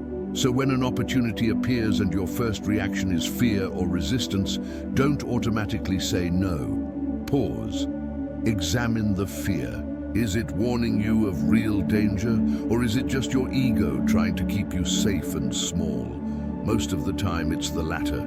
Your ego doesn't want you to change, because change feels like death to the ego. It wants you to stay exactly as you are. But your soul, your true self, wants you to grow, to expand, to become more. And it will continually present you with opportunities to do so. Your job is to recognize them and say yes, even when it's scary. Wattles also taught about the importance of efficiency in your actions. Don't waste time and energy on activities that don't serve your vision. This doesn't mean you can't relax or enjoy yourself. Rest is important. Joy is important. But be aware of how you're spending your time. Are you investing it in activities that move you forward? Or are you frittering it away on distractions that keep you stuck? Most people vastly underestimate how much time they waste. Hours spent scrolling social media, hours watching television shows they don't even enjoy that much, hours complaining about their problems to anyone who will listen, hours worrying about things they can't control. If you took all that wasted time and redirected it toward your vision, toward learning new skills, toward building your business, toward improving your health, toward developing your relationships, your life would transform in months. This is not about being a workaholic. This is not about never having fun or always being productive. This is about being conscious of your choices. This is about recognizing that your time is your most valuable resource. You can always make more money. You can always acquire new possessions. But you can never get back wasted time. Every moment you spend on something is a moment you're not spending on something else. So choose wisely, choose consciously, choose in alignment with your vision. One powerful practice is to regularly audit how you're spending your time. For 1 week, track everything you do, every hour, write it down. Then at the end of the week, review it. Ask yourself, how much of my time went toward activities that serve my vision? How much went toward activities that don't? Be honest. This isn't about judgment. This is about awareness. Because once you're aware, you can make different choices. You can start eliminating or reducing the activities that don't serve you and increasing the activities that do. Another aspect of acting in the certain way is what Wattles called doing every act, as though it were an act of success. Don't do things half-heartedly. Don't phone it in. Don't give minimal effort. Whatever you're doing, do it fully. Do it with excellence. Do it as though it matters, because it does matter. Every action is either moving you toward your vision or away from it. Every action is either reinforcing your identity as a successful creator or reinforcing your identity as someone who settles for mediocrity. This doesn't mean perfectionism. Perfectionism is actually the enemy of success because it prevents you from taking action at all. You're so worried about doing it perfectly that you don't do it, or you take forever to do it because you're obsessing over every little detail. Excellence is different. Excellence is doing the best you can with what you have from where you are. It's giving your full attention and effort to the task at hand. It's caring about the quality of your work. It's taking pride in what you do. When you approach every task this way, when you do everything with excellence, several things happen. First, you build self-respect. You prove to yourself that you're someone who follows through, who does quality work, who can be relied upon. This self-respect is foundational to manifestation because you cannot attract more than you believe you deserve. And you believe you deserve what your actions demonstrate you're worthy of. Second, you build a reputation. Others notice when you do excellent work. They notice when you're reliable, when you're thorough, when you care. And this reputation opens doors. It creates opportunities. People want to work with you, to help you, to support you because they know you'll deliver. This is how the universe often brings your desires to you, through other people who've been impressed by the quality of your work and your character. Third, you build momentum. Excellence creates energy. When you do something well, you feel good about yourself, you feel capable, you feel powerful, and this energy propels you forward. It makes the next task easier. It makes you more willing to take on bigger challenges. Before long, excellence becomes your habit, your standard, your identity. And when that happens, success is inevitable. Contrast this with the person who does everything half-heartedly, who puts in minimum effort, who's always looking for shortcuts, who does sloppy work. This person might think they're being smart, conserving energy, not trying too hard. But what they're actually doing is programming themselves for mediocrity. They're telling themselves and the universe, I'm not someone who deserves success. I'm not someone who follows through. I'm not someone who does quality work. And the universe, always matching your vibration, gives them more experiences of mediocrity and unfulfillment. So which person do you want to be? The one who does everything with excellence, building momentum toward inevitable success, or the one who does everything half-heartedly, perpetuating a cycle of mediocrity? The choice is yours, and you make that choice with every single action you take. Choose wisely, choose consciously, choose excellence. This is part of acting in the certain way. Let me share with you now a powerful practice for maintaining your vision and faith even when circumstances seem discouraging. Because they will seem discouraging sometimes. There will be days when nothing seems to be working, when you feel like you're spinning your wheels, when doubt creeps in and whispers that maybe this manifestation stuff is nonsense, maybe you're just fooling yourself, maybe you should give up and be realistic. These moments are tests. They're opportunities to deepen your faith, to strengthen your resolve, to prove to yourself and the universe that you're serious about your vision. And the way you pass these tests is not by forcing yourself to think positive thoughts when everything feels negative. That's exhausting and ineffective. The way you pass these tests is by returning to the fundamentals. When doubt arises, when circumstances look bleak, stop, take a breath, and ask yourself these questions. Do I still desire this? If the answer is yes, then the desire is still valid. It's still your guidance system pointing you toward growth. Nothing external can invalidate an authentic desire.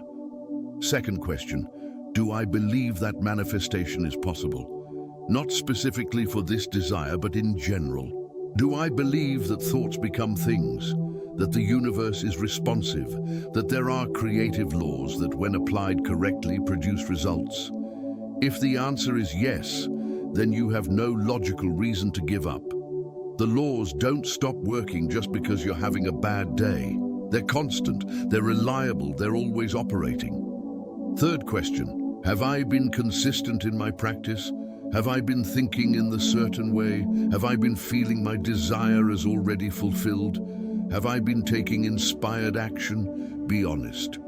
Often, when things aren't manifesting, it's because we haven't actually been consistent. We've been sporadic. We've been half-hearted. We've been contradicting our positive thoughts with hours of negative thinking. So if the answer is no, you haven't been consistent, then you know what to do. Get back on track. Recommit. Start again with renewed dedication. Fourth question, am I attached to the how and the when? Am I insisting that my desire must manifest in a specific way by a specific time? If the answer is yes, let go of that attachment. Trust the intelligence of the universe to orchestrate the manifestation in the perfect way at the perfect time. Your job is to hold the what and the why, the vision of what you desire and the reason you desire it. The universe handles the how and the when. When you release control over those aspects, you allow the manifestation to unfold in ways that might be better than you imagined. Fifth question, am I grateful? Am I appreciating what I have right now? Am I living in the energy of abundance even before my specific desire has manifested? If the answer is no, shift into gratitude. Find things to appreciate. Feel the abundance that already exists in your life. This shift in energy often breaks the logjam, releasing stuck energy and allowing new manifestations to flow to you. These 5 questions, when asked honestly and answered truthfully, will almost always reveal where you're off track and show you how to get back on. They're like a diagnostic tool for your manifestation practice. When things aren't working, run through this checklist. The answer will become clear, and then you simply make the necessary adjustments and continue forward. Remember, manifestation is not a straight line. It's not a smooth, steady progression from desire to fulfillment. It's more like a spiral. Sometimes you feel like you're making progress. Sometimes you feel like you're back where you started. But if you maintain the bird's eye view, if you look at the larger pattern, you'll see that you are moving forward. You are growing. You are getting closer. Even the setbacks and challenges are part of the process. They're teaching you. They're refining you. They're preparing you for the manifestation that's coming. So don't judge your progress by a single day or a single week. Look at the bigger picture. Look at where you were a month ago, 6 months ago, a year ago. Are you further along? Have you grown? Have you taken actions you wouldn't have taken before? Have you developed capabilities you didn't have before? If the answer is yes, then you're on the right track. Keep going. Keep practicing. Keep doing things in the certain way. Your manifestation is inevitable. Now we must address something that Wattles understood deeply, but that many people struggle with, the relationship between giving and receiving.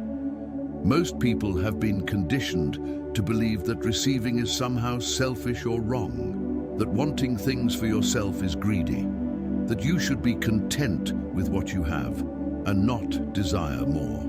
This conditioning creates a blockage in the flow of manifestation. It makes you resistant to receiving, even as you're trying to manifest. But consider this: the universe is constantly giving. The sun gives light and warmth. Trees give oxygen and shade. The earth gives food and resources. Rivers give water. This giving is not sacrifice. It's not diminishment. It's expression. It's what these things naturally do. They give because that's their nature. And in their giving, they don't become less. They become more. They fulfill their purpose. You are the same. You have gifts to give, talents, abilities, perspectives, love, creativity. And when you give these freely, when you share what you have, when you contribute to others' lives, you are fulfilling your nature. You are expressing who you truly are. And in that expression, you don't become less, you become more. You feel more alive, more joyful, more connected, more purposeful. But here's the key: you cannot give what you don't have. If you're depleted, if you're struggling, if you're barely surviving, how much can you truly give? You might give some, motivated by guilt or obligation, but you cannot give abundantly. You cannot give joyfully. You cannot give sustainably. At some point you'll burn out. You'll have nothing left. This is why it's not selfish to manifest abundance for yourself. This is why it's not wrong to desire more, because the more you have, the more you can give. The more abundant you are, the more you can bless others. The more successful you become, the more you can lift others up. Your receiving enables your giving. They're not in opposition, they're in harmony. Wattles taught that you should give fairly in all your transactions. Don't seek to get something for nothing. Don't try to take advantage of others. Don't hoard or accumulate at others' expense. But also, don't undervalue what you have to offer. Don't give yourself away. Don't work for less than you're worth. Don't diminish your gifts out of false humility. Give value. Receive value. Keep the energy flowing in both directions. This is how wealth is created. Not by accumulation, not by hoarding, but by exchange, by circulation. Money, resources, energy, they must flow. When they flow, they increase. When they stagnate, they diminish. So give generously, but also receive openly. Don't block the flow in either direction. Many people are comfortable giving. They pride themselves on being generous, on helping others, on contributing. But when someone tries to give to them, they feel uncomfortable. They deflect compliments. They refuse help. They minimize their accomplishments.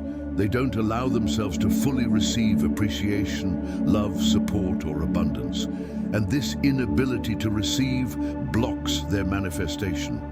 Because how can the universe give you what you refuse to accept? So practice receiving. When someone compliments you, say thank you and let it in. Don't deflect it, don't minimize it. Don't immediately return a compliment to get the focus off yourself. Just receive it. Let yourself feel appreciated. When someone offers to help you, say yes. Don't insist on doing everything yourself out of pride or fear of being a burden. Let people contribute to your life. When money comes to you, receive it with gratitude. Don't immediately think about all the bills you have to pay or problems you have to solve. Just for a moment, appreciate that resources have flowed to you. This practice of receiving might feel awkward at first, especially if you've spent years deflecting and minimizing, but it's essential, because receiving is the other half of the cycle of abundance. Giving and receiving, outflow and inflow, like breathing. You can't only exhale, you must also inhale. Both are necessary, both are natural, both are part of being fully alive. As you practice receiving more openly, you'll notice that opportunities to give also increase. This is not coincidence.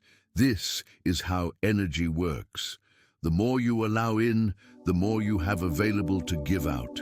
And the more you give out, the more space you create to receive in. It's a beautiful, self-reinforcing cycle, but it only works if you participate in both directions. If you only give, you'll deplete yourself. If you only receive, you'll stagnate.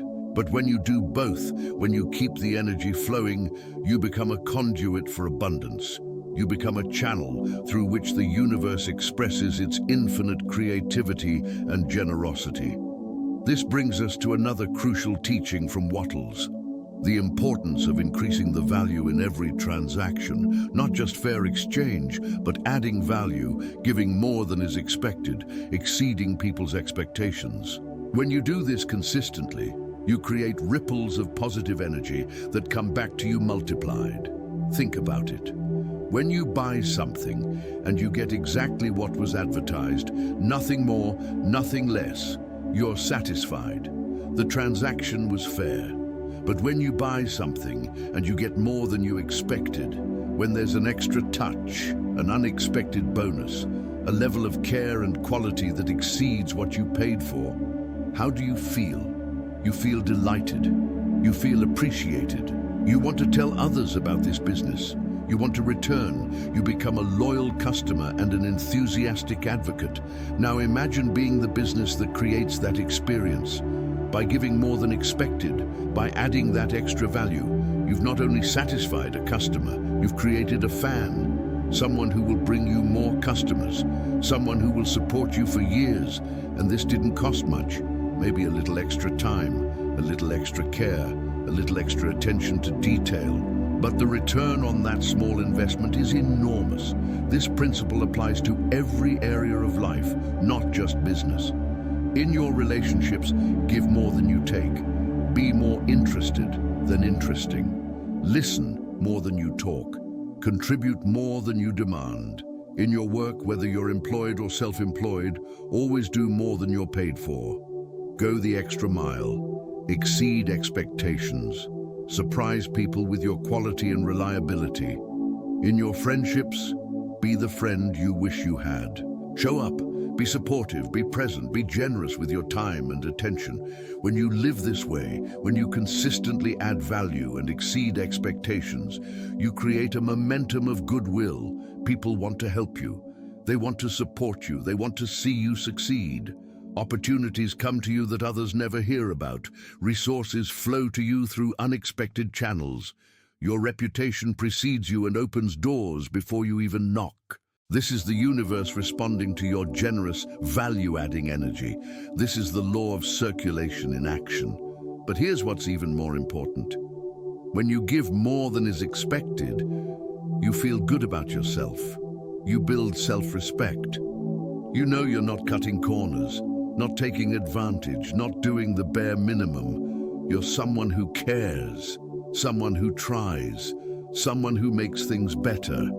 And this self-image is powerful. It affects how you show up in every area of your life. It affects what you believe you deserve. It affects what you're willing to ask for and expect. And ultimately, it affects what manifests in your experience. So make it a practice. In every interaction, every transaction, every relationship, ask yourself, how can I add value here? How can I give more than is expected? How can I exceed this person's expectations? And then do it, not to manipulate, not to get something in return, but because that's who you're becoming. That's the identity you're cultivating. Someone who adds value, someone who makes things better, someone who leaves people and situations better than they found them. This is part of doing things in a certain way. This is how you align yourself with the creative, generous, abundant nature of the universe. And when you align yourself in this way, abundance flows to you naturally, not because you're forcing it, not because you're manipulating others, but because you're operating in harmony with how the universe actually works. You're giving, so you receive. You're adding value, so value is added to your life. You're making others successful, so success flows to you. This is law. This is inevitable. This is the certain way. Let me share with you now a practice that can accelerate your manifestation dramatically. The practice of acting as if your desire is already fulfilled. Not just thinking as if, not just feeling as if, but acting as if. Making decisions, taking actions, living your daily life from the consciousness of someone who already has what you desire. This is different from visualization. Visualization is internal. It's what you do in your mind. Acting as if is external. It's what you do in the world. And it's incredibly powerful because it sends a clear signal to your subconscious mind and to the universe that you mean business. That you're not just wishing or hoping, that you're serious about this manifestation. So what would you do if your desire was already fulfilled? How would you carry yourself? What choices would you make? What would your daily routine look like? Start doing those things now. Not all of them, obviously. You can't spend money you don't have. But there are many things you can do that don't require your desire to be physically manifested yet. If you desire to be confident, walk confidently now. Speak confidently now. Make eye contact. Stand tall. Dress like someone who values themselves. If you desire to be wealthy, treat your current resources with the respect and care that a wealthy person treats their resources. Keep your wallet organized. Pay your bills on time. Give generously even if you only have a little. Appreciate what you have. If you desire to be healthy, eat like a healthy person. Move like a healthy person. Rest like a healthy person. Make choices that honor your body even before it looks the way you want it to look.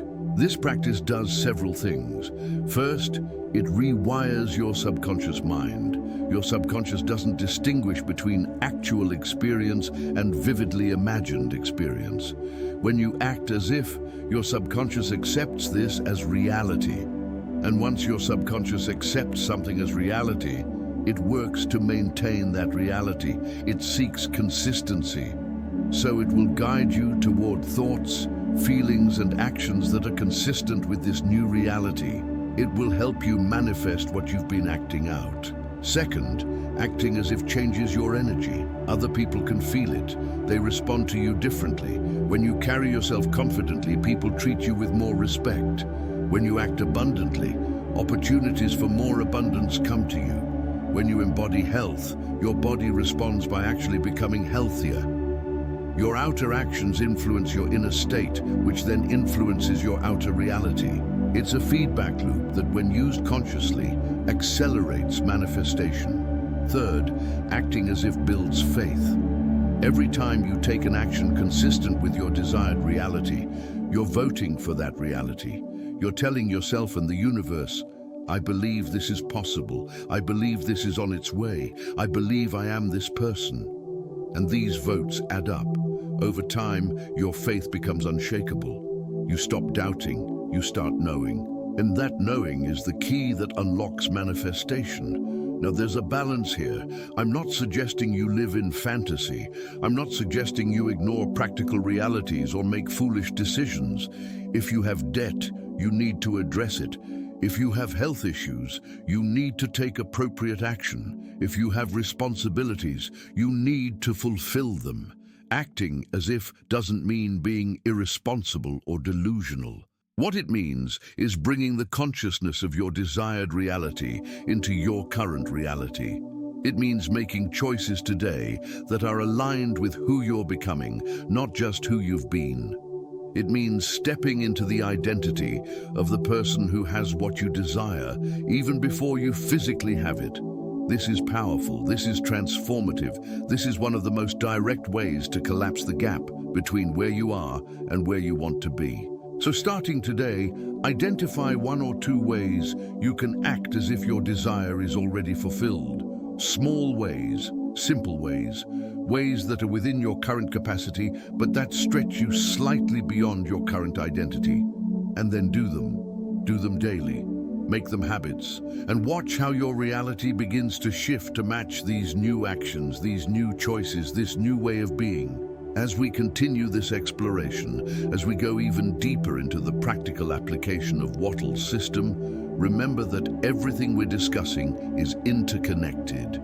Thinking in the certain way, feeling in the certain way, acting in the certain way, giving and receiving, adding value, acting as if. These are not separate techniques. They're all aspects of one unified approach to conscious creation. They all work together, each reinforcing the others, creating a momentum that becomes unstoppable. You are not trying to force manifestation. You are allowing it. You are aligning with it. You are becoming the person for whom this manifestation is natural and inevitable. And that becoming, that transformation, that evolution, is actually more valuable than any specific thing you might manifest. Because once you've become this person, once you've mastered the certain way, there's no limit to what you can create. You've tapped into the source. You've aligned with the flow. You've remembered who you truly are. And from that place, all things are possible. We must now explore what might be the most challenging aspect of Wattles' teaching for many people, the requirement of unwavering faith in the face of contrary evidence. You see, when you're in the process of manifesting something, there will always be a gap between your current reality and your desired reality. That's the nature of growth. You're here and you want to be there. And during the time it takes to close that gap, your current circumstances will often seem to contradict your vision. If you're manifesting wealth, but you're currently broke, your bank account contradicts your vision. If you're manifesting health, but you're currently sick, your body contradicts your vision. If you're manifesting love, but you're currently alone, your situation contradicts your vision. And this is where most people fail. They let the evidence of their current circumstances destroy their faith. They look at what is and conclude that what they desire is not possible. They give up. They settle. They resign themselves to less than they truly want. But Wattles taught that this is precisely backwards. Your current circumstances are not evidence of what's possible for you. They're evidence of what you've been thinking, feeling, and doing up until now. They're the result of past patterns. They're lagging indicators. They don't tell you anything about your future except that if you keep doing what you've been doing, you'll keep getting what you've been getting. But you're not going to keep doing what you've been doing. You're learning to think and act in the certain way. You're changing your consciousness. You're aligning with universal laws. You're becoming someone new. And as you do this, your circumstances must change to match, not instantly. There's a time lag, but inevitably, this is law. This is how reality works. So the challenge is to maintain your vision, to hold your faith, to stay committed to your practice, even when everything around you seems to be saying, "This isn't working." Give up. Be realistic. Accept your lot in life. This is the true test of a conscious creator. Anyone can have faith when things are going well. Anyone can believe in manifestation when evidence is showing up. But can you maintain faith when there is no evidence? Can you believe in the invisible reality of your desire, even when the visible reality contradicts it? This is what separates those who manifest their dreams from those who don't. How do you do this? How do you maintain unwavering faith when your circumstances are screaming at you to give up? Here's the secret. You stop looking at your current circumstances as the indicator of whether your manifestation is working. You stop using them as your evidence. Instead, you use your practice as your evidence. Ask yourself these questions. Am I visualizing daily? Am I feeling my desire is fulfilled? Am I taking inspired action? Am I living in gratitude? Am I acting as if? If the answer is yes, then your manifestation is working, period. You don't need any other evidence. The evidence is that you're doing the practice. And if you're doing the practice correctly, the manifestation is inevitable. It's in process. It's on its way. The visible results will come. But they're not the evidence of whether you're on track. Your practice is the evidence. This is a radical shift in perspective. Most people make their current circumstances their God. They bow to what is. They let their reality dictate their beliefs. But Wattles taught the opposite. You must make your vision your God. You must bow to what you're creating. You must let your desired reality dictate your beliefs. And you must persist in this even when the world tells you you're crazy. This is faith, real faith, not blind belief, not pretending, but the deep knowing that comes from understanding how creation works. You know that thought precedes form. You know that the invisible becomes visible. You know that consciousness shapes reality. You know these things not because you read them in a book, though that helped. Not because someone told you, though that helped too, but because you've experienced it. You've seen it work in small ways. And if it works in small ways, it will work in big ways. The principle is the same. So when doubt arises, when your circumstances look bleak, when it seems like nothing is changing, return to this knowing. Remind yourself of the times it has worked. Remind yourself of the laws of the universe. Remind yourself that you're working with principles that are as reliable as gravity. And then recommit to your practice. Visualize even more vividly, feel even more deeply, act even more boldly. Take the evidence of your current circumstances and use it as fuel for an even stronger commitment to your vision. This might sound like stubbornness. It might sound like denial, but it's not. It's understanding. It's recognizing that your current circumstances are temporary. They're malleable. They're fluid. They're in the process of transforming, and that transformation is happening right now, even if you can't see it yet. The seed is germinating underground. The chemical reaction is occurring at the molecular level. The dominoes are falling in sequence. And soon, very soon, you'll see the evidence in your visible reality. But until then, you must hold the faith. You must maintain the vision. You must persist in the practice. Let me give you a powerful tool for this. It's called the pivot. When you notice yourself focusing on your current circumstances, when you feel your faith wavering, when doubt creeps in, you pivot. You deliberately shift your focus from what is to what is becoming. You catch yourself thinking, "I don't have enough money," and you pivot to, "Money is flowing to me in increasing amounts." You catch yourself thinking, "I'm never going to meet the right person," and you pivot to, "My perfect partner is on their way to me right now." You catch yourself thinking, "Nothing is changing," and you pivot to, "Everything is changing." The manifestation is in process. It's all unfolding perfectly. This is not denial. This is conscious direction of your attention. You're choosing what to focus on. You're choosing what to give your mental and emotional energy to. And since your energy flows where your attention goes, and since your reality is shaped by where your energy flows, this choice of focus is actually one of the most powerful choices you can make. Practice the pivot. Make it a habit. Every time you catch yourself dwelling on what you don't have, pivot to what you're creating. Every time you catch yourself feeling discouraged, pivot to feeling excited about what's coming. Every time you catch yourself complaining about your circumstances, pivot to expressing gratitude for the blessings that are already here and the ones that are on their way. Will this feel fake at first? Maybe. Will it feel like you're lying to yourself? Possibly, but you're not. You're simply choosing which reality to focus on. The reality of what has been, which no longer serves you, or the reality of what is becoming, which is your creative intention? Both are valid perspectives, but only one serves your manifestation. So choose consciously, choose deliberately, choose the perspective that empowers you rather than the one that defeats you. Another powerful practice is surrounding yourself with evidence of the laws of manifestation. Read books by people who've successfully manifested their desires. Listen to talks by teachers who understand these principles.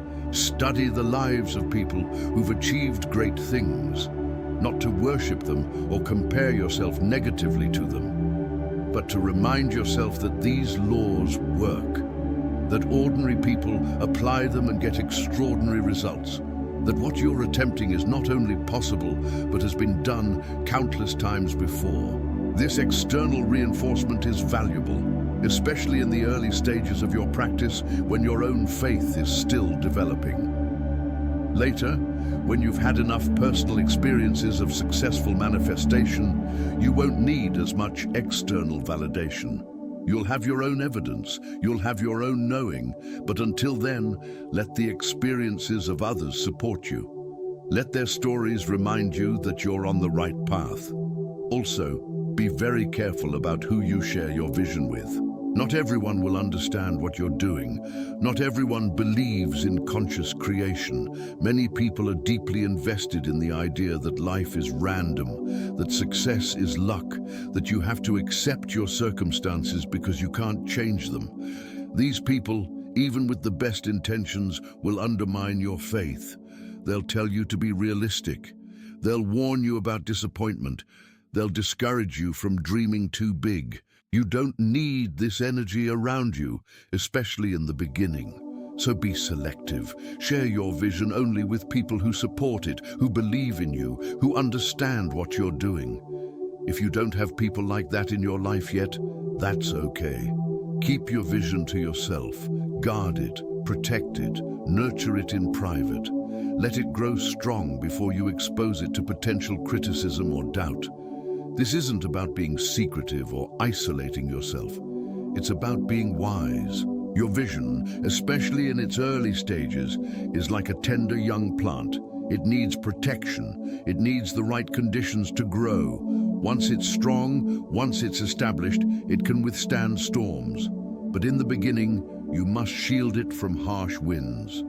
And some people, through no fault of their own, are harsh winds. They mean well, but their doubt and skepticism can damage your faith if you're not careful. Wattles also spoke about the importance of mental discipline. Your mind, if left unguarded, will wander into worry, doubt, and negativity. This is its default programming, shaped by evolution and society.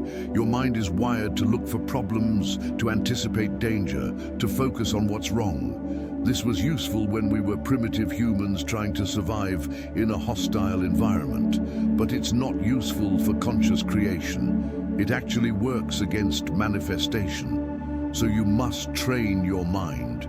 You must direct it consciously. You must catch it when it wanders into unproductive thoughts and redirect it toward your vision. This is work. This is discipline. This is not always fun or easy, but it's essential. Your mind is the most powerful tool you have. When trained, when directed, when used consciously, it can create miracles. When left untrained, when allowed to run wild, it creates suffering. How do you train your mind? Through practice, through repetition, through consistent effort. Every time you visualize, you're training your mind. Every time you pivot from negative to positive thinking, you're training your mind. Every time you consciously choose gratitude over complaint, hope over despair, faith over doubt, you're training your mind. And just like physical training strengthens your body, mental training strengthens your creative capacity. Be patient with yourself in this process. You're not going to master it overnight. You're going to have days when your mind runs wild with worry. You're going to have moments when you forget everything you've learned and spiral into negativity. This is normal. This is human. Don't judge yourself for it. Just notice it and gently redirect. Over time, with consistent practice, it gets easier. Your mind becomes more obedient. Your default thoughts become more positive. Your automatic responses become more aligned with your vision. But this happens gradually, through patient, persistent effort. One more crucial point about maintaining faith in the face of contrary evidence. Remember that the universe often tests your commitment right before a breakthrough. It's like the universe is asking, are you serious about this? Or will you give up at the first sign of difficulty? And right when things seem darkest, right when you're most tempted to quit, that's often when you're closest to your manifestation. Think of a woman in labor. The final stage, right before birth, is often the most intense. The contractions are strongest. The pain is greatest. And if the woman didn't know that birth was imminent, she might give up. She might think, this is too much. I can't do this. But she knows that this intensity means the baby is coming, so she pushes through. She endures. And soon the baby is in her arms. Your manifestations are the same. That final push, that intense period right before breakthrough, it can feel overwhelming. It can feel like nothing is working, like you should give up. But if you understand what's happening, if you recognize this as the final stage before birth, you'll push through, you'll persist, and soon, very soon, your desire will be in your arms, born into physical reality, real, tangible, yours. So, when things get hard, when your faith is tested most severely, remind yourself of this. The darkness before the dawn, the intensity before the birth, the final test before the breakthrough. This is not a sign to quit. This is a sign that you're close, so close. Just a little further, just a little more faith, just a little more persistence, and you'll break through to the other side, to the manifestation you've been working toward, to the reality you've been holding in vision, to the life you're meant to live. Hold on. Keep going. Maintain your faith. The certain way requires this of you, but the reward is worth it. Beyond worth it, your manifestation is coming. Trust the process. Trust the laws. Trust yourself. You've got this. Let's turn our attention now to something that Wattles didn't discuss as explicitly, but which is essential for sustained success in manifestation. The importance of alignment between your conscious desires and your subconscious beliefs. You see, you might consciously want wealth, success, love, health. You might visualize these things daily. You might take inspired action. You might do everything we've discussed. But if deep down, at the subconscious level, you don't believe you deserve these things, or you don't believe they're possible for you, or you have conflicting beliefs that contradict your conscious desires, your manifestation will be blocked. Your subconscious mind is incredibly powerful. Some estimates suggest that it processes about 95% of your mental activity. Your conscious mind, the part you're aware of, is just the tip of the iceberg. The vast majority of your thoughts, beliefs, and programming are happening below the surface of your awareness. And these subconscious programs are running your life. They're determining what you notice, what you believe is possible, how you interpret events, what actions you take, and ultimately what you manifest.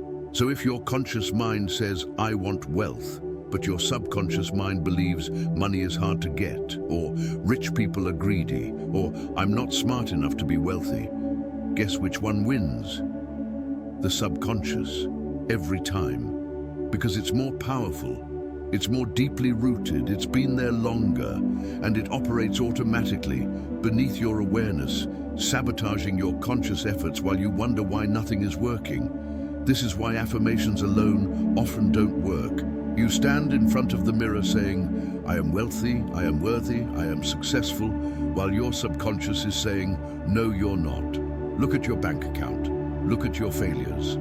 Who are you kidding?" The affirmation is conscious.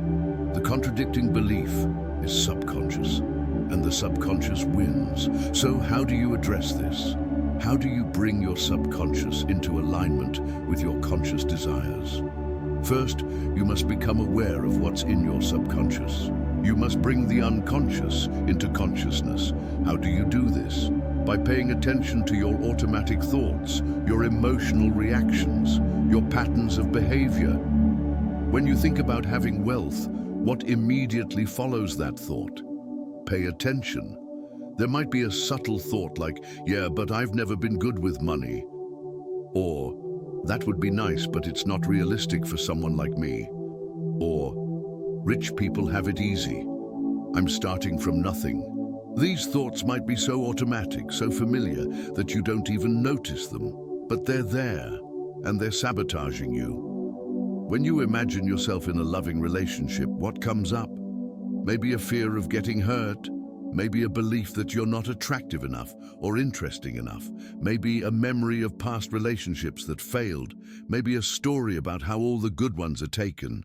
These subconscious beliefs and fears are blocking you from manifesting love, even as you consciously desire it. So step one is awareness. Notice these thoughts. Write them down. Don't judge them. Don't try to immediately change them. Just observe them.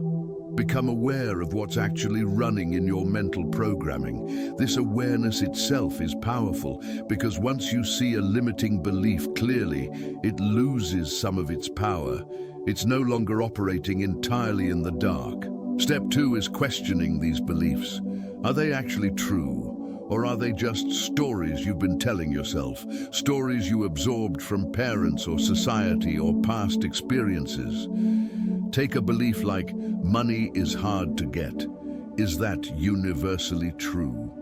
Or is it only true for people who believe it's true? Look around.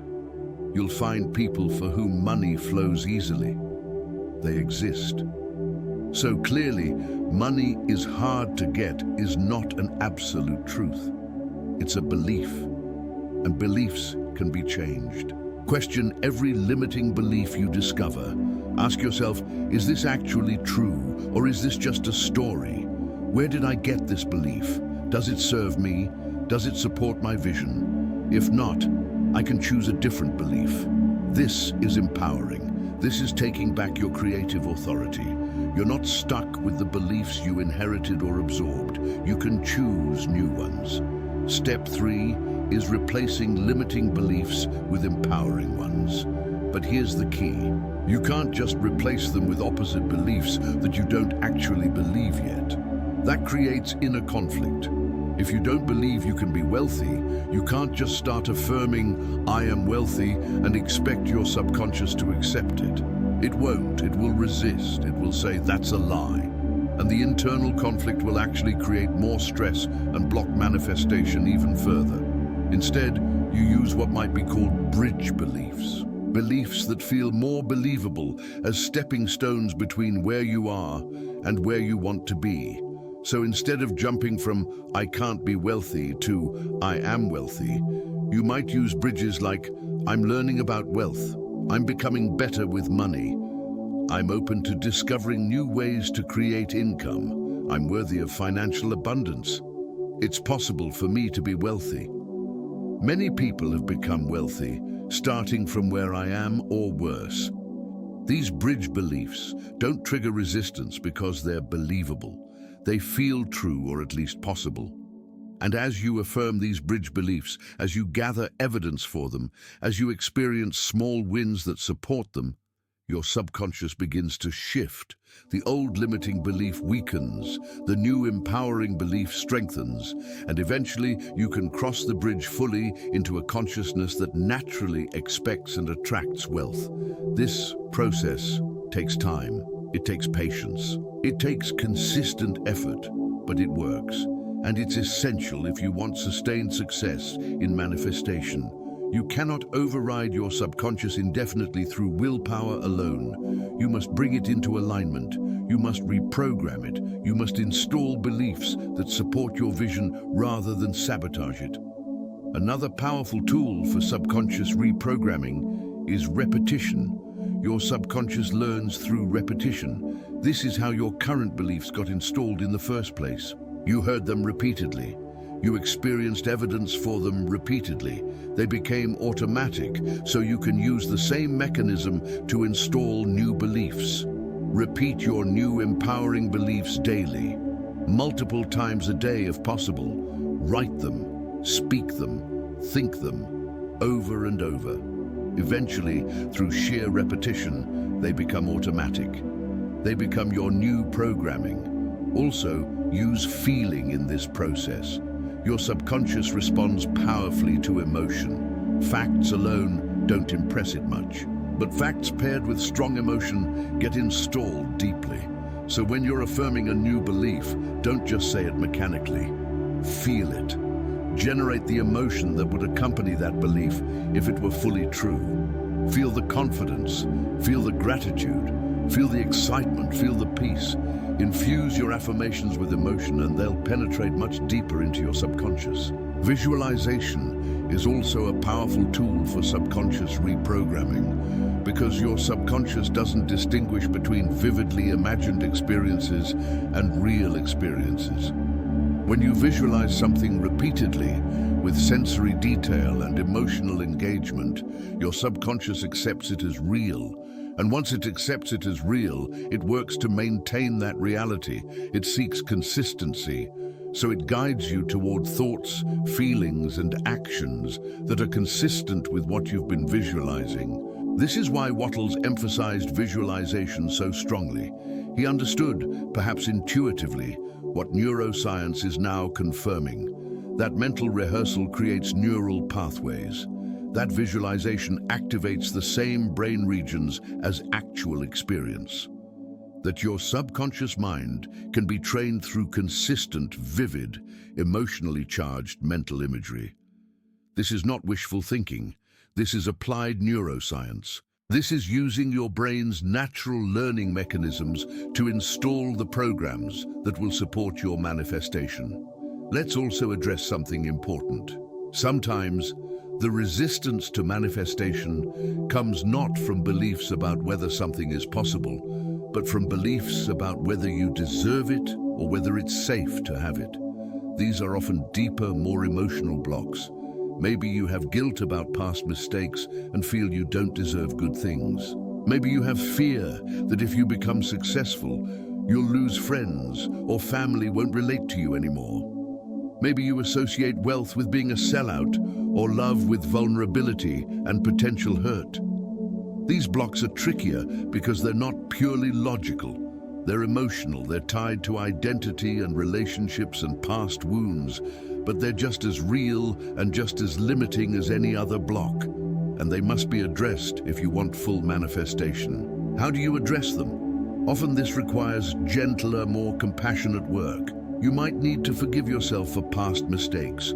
You might need to grieve past hurts. You might need to have honest conversations with yourself about your fears and where they come from. You might benefit from working with a therapist or coach who can help you navigate these deeper emotional territories. But even without professional help, you can make progress through self-inquiry and self-compassion. Ask yourself, what am I afraid will happen if I get what I want? What do I think I'll have to give up or sacrifice? What does having this mean about me? Listen to the answers that emerge. Don't judge them, just listen. Often simply becoming aware of these deeper fears and bringing them into the light diminishes their power. Then gently challenge them. Is it true that you'll lose your friends if you become successful? Real friends celebrate your success. If someone can't handle your growth, they weren't a real friend. Is it true that you don't deserve good things because of past mistakes? Everyone makes mistakes. Growth comes from learning from them, not from perpetual self-punishment. Is it true that vulnerability in love always leads to hurt? Or is it possible that vulnerability also leads to the deepest connection and joy you can experience?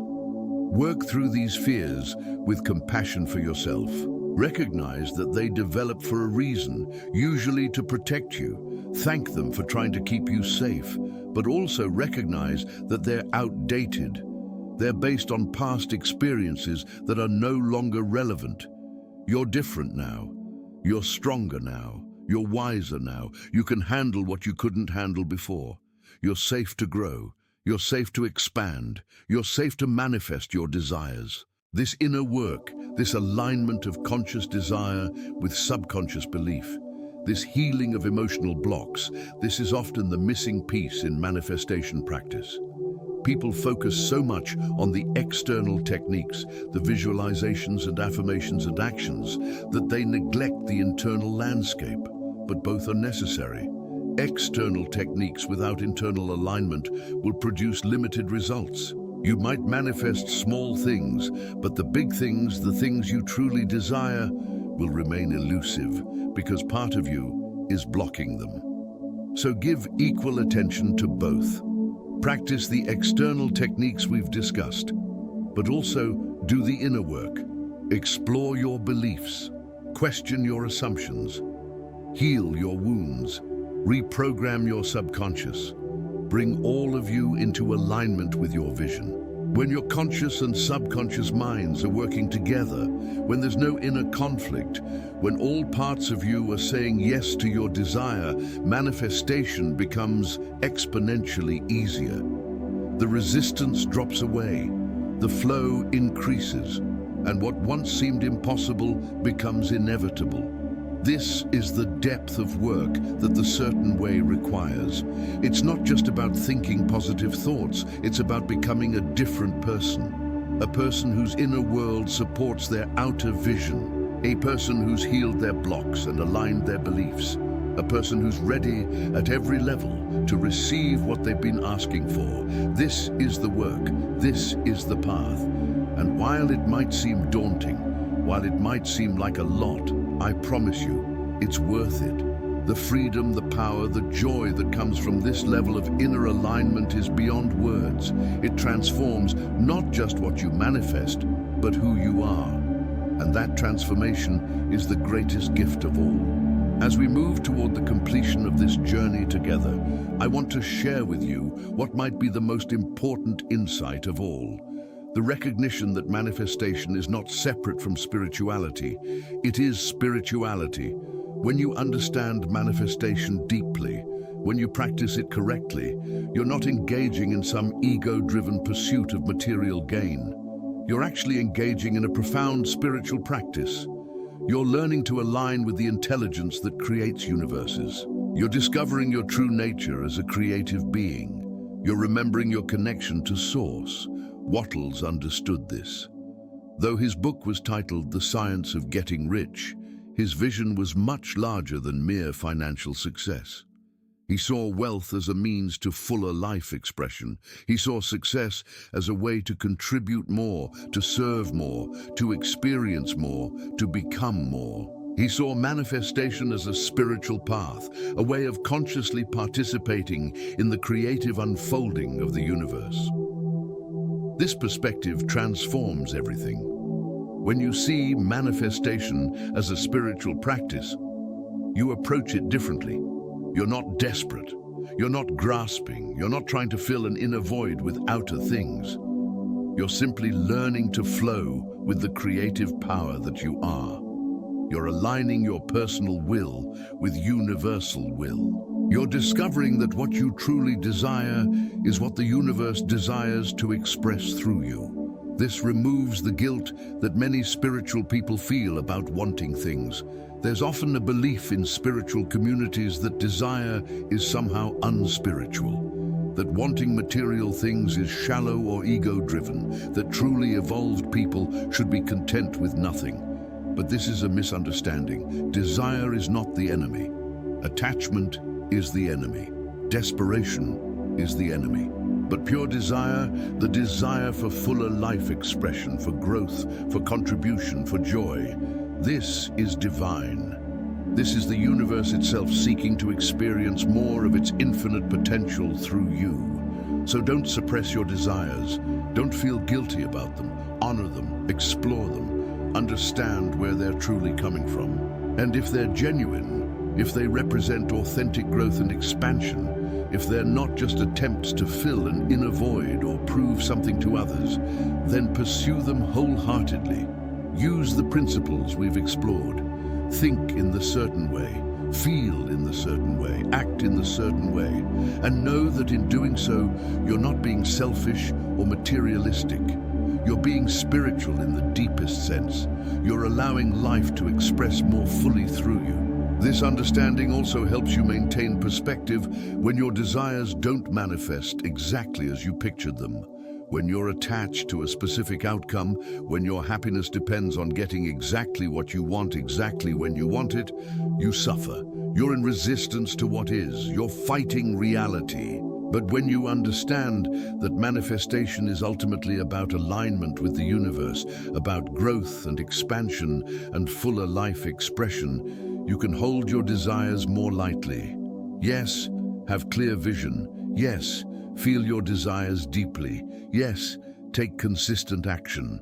But also be open to the possibility that the universe might have something even better in mind for you.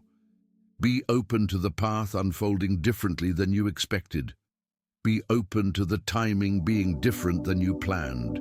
This openness doesn't diminish your manifestation power. It actually enhances it, because it removes the desperate gripping that blocks flow. It allows you to move through life with what might be called relaxed intention. Clear about what you want, but not strangling it. Committed but not controlling, focused but not forced. This is mastery. This is the certain way in its highest expression.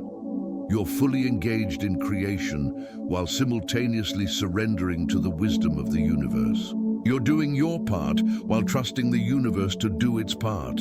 You're holding your vision while remaining open to miracles you couldn't have imagined. This is the sweet spot.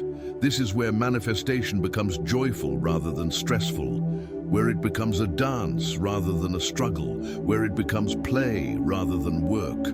Wattles also understood that true wealth is not just about money. It's about richness in every dimension of life: health, relationships, purpose, creativity, joy, peace, love, service.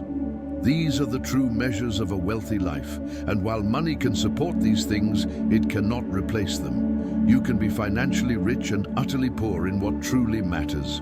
Conversely, you can be financially modest and incredibly rich in the things that actually create fulfillment. So as you practice manifestation, yes, pursue financial abundance if that's part of your vision. But don't make it your only focus. Don't sacrifice health for wealth. Don't sacrifice relationships for success.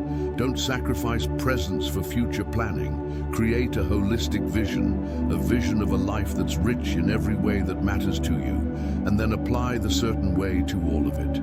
Manifest health, manifest love, manifest purpose, manifest joy, manifest peace, manifest the full spectrum of human experience in its highest expression. This holistic approach to manifestation creates a life of true fulfillment because you're not lopsided. You're not all success and no relationships, all wealth and no health, all achievement and no inner peace. You're balanced, you're whole, you're rich in the deepest sense of the word. And this richness radiates from you. It affects everyone you touch. It makes the world better simply by you being in it. This brings us to perhaps the ultimate purpose of manifestation: not to get stuff, not even to become successful or happy, though those are wonderful byproducts, but to fully actualize your potential, to become all that you're capable of becoming, to express the unique gifts that only you can express, to contribute to the evolution of consciousness in the way that only you can contribute. You came here to this life with potential, vast, magnificent potential, and that potential is seeking expression. Your desires are often indicators of this potential. They're showing you the direction of your growth. They're pointing you toward experiences and capabilities you're meant to develop.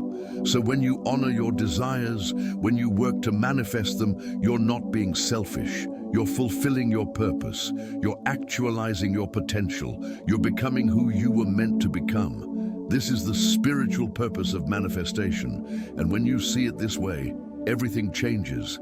You're no longer a small ego trying to get things from an indifferent universe.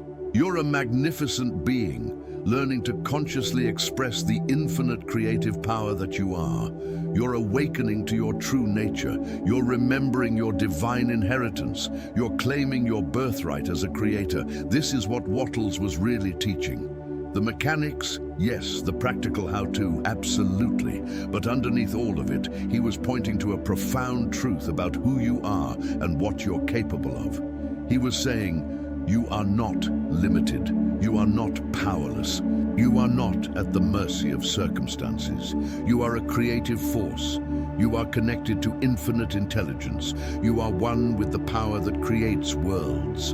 And when you align with this power, when you think and act in the certain way, you can manifest anything that serves your highest good and the highest good of all. So as we conclude this exploration, as you prepare to take these principles and apply them in your own life, remember this: you're not learning tricks or techniques. You're awakening to truth. You're discovering who you really are, and that discovery is the greatest manifestation of all. Because once you know yourself as a creator, once you experience yourself as one with the creative power of the universe, nothing is impossible for you. You become unstoppable, not through force, but through flow, not through struggle, but through alignment, not through taking, but through allowing. This is your destiny. This is your potential. This is what awaits you when you fully embrace the certain way, a life of effortless manifestation, a life of joy and abundance and purpose, a life that expresses the magnificent being you truly are. This is not fantasy. This is not too good to be true. This is what's possible when you understand and apply the principles that Wallace D. Wattles so brilliantly articulated. The journey is before you. The path is clear. The principles are proven. All that remains is for you to walk it, to practice it, to live it, to become it. And as you do, as you think and feel and act in the certain way, day after day, week after week, month after month, your life will transform. Not someday, not in some distant future, but progressively, steadily, inevitably. You will manifest your desires. You will become who you're meant to be. You will live the life you came here to live. This is my vision for you. This is what's possible for you. This is what awaits you when you commit fully to this path. And I believe in you. I believe in your capacity to learn these principles, to apply them, to master them. I believe in your creative power. I believe in your worthiness. I believe in your potential.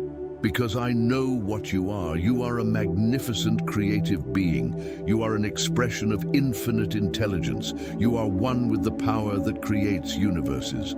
And when you fully remember this, when you fully claim this, when you fully live from this truth, there is nothing you cannot manifest, nothing you cannot become, nothing you cannot create. So go forth with confidence. Go forth with faith. Go forth with vision and purpose, and do things in the certain way, the way of alignment, the way of flow, the way of effortless manifestation. This is your path. This is your power. This is your birthright. Claim it, live it, become it. The universe is waiting to pour its abundance through you. All you must do is open yourself to receive it. And that opening, that allowing, that alignment is the certain way. May you manifest all that you desire. May you become all that you're capable of being. May you live the rich, full, abundant life that is your divine inheritance. This is my wish for you. This is my prayer for you. This is what I know is possible for you. Go now and make it real. The power is within you. It always has been. You need only remember it. You need only use it. You need only live from it. And when you do, miracles will become your new normal. Success will become inevitable. Joy will become your natural state. And you will finally understand, from direct experience, the profound truth that Wallace D. Wattles taught so brilliantly, that there is a certain way of doing things. And when you master that way, you master life itself. Go forth and create. Go forth and manifest. Go forth and become. The universe is with you, the power is within you, and your magnificent life awaits.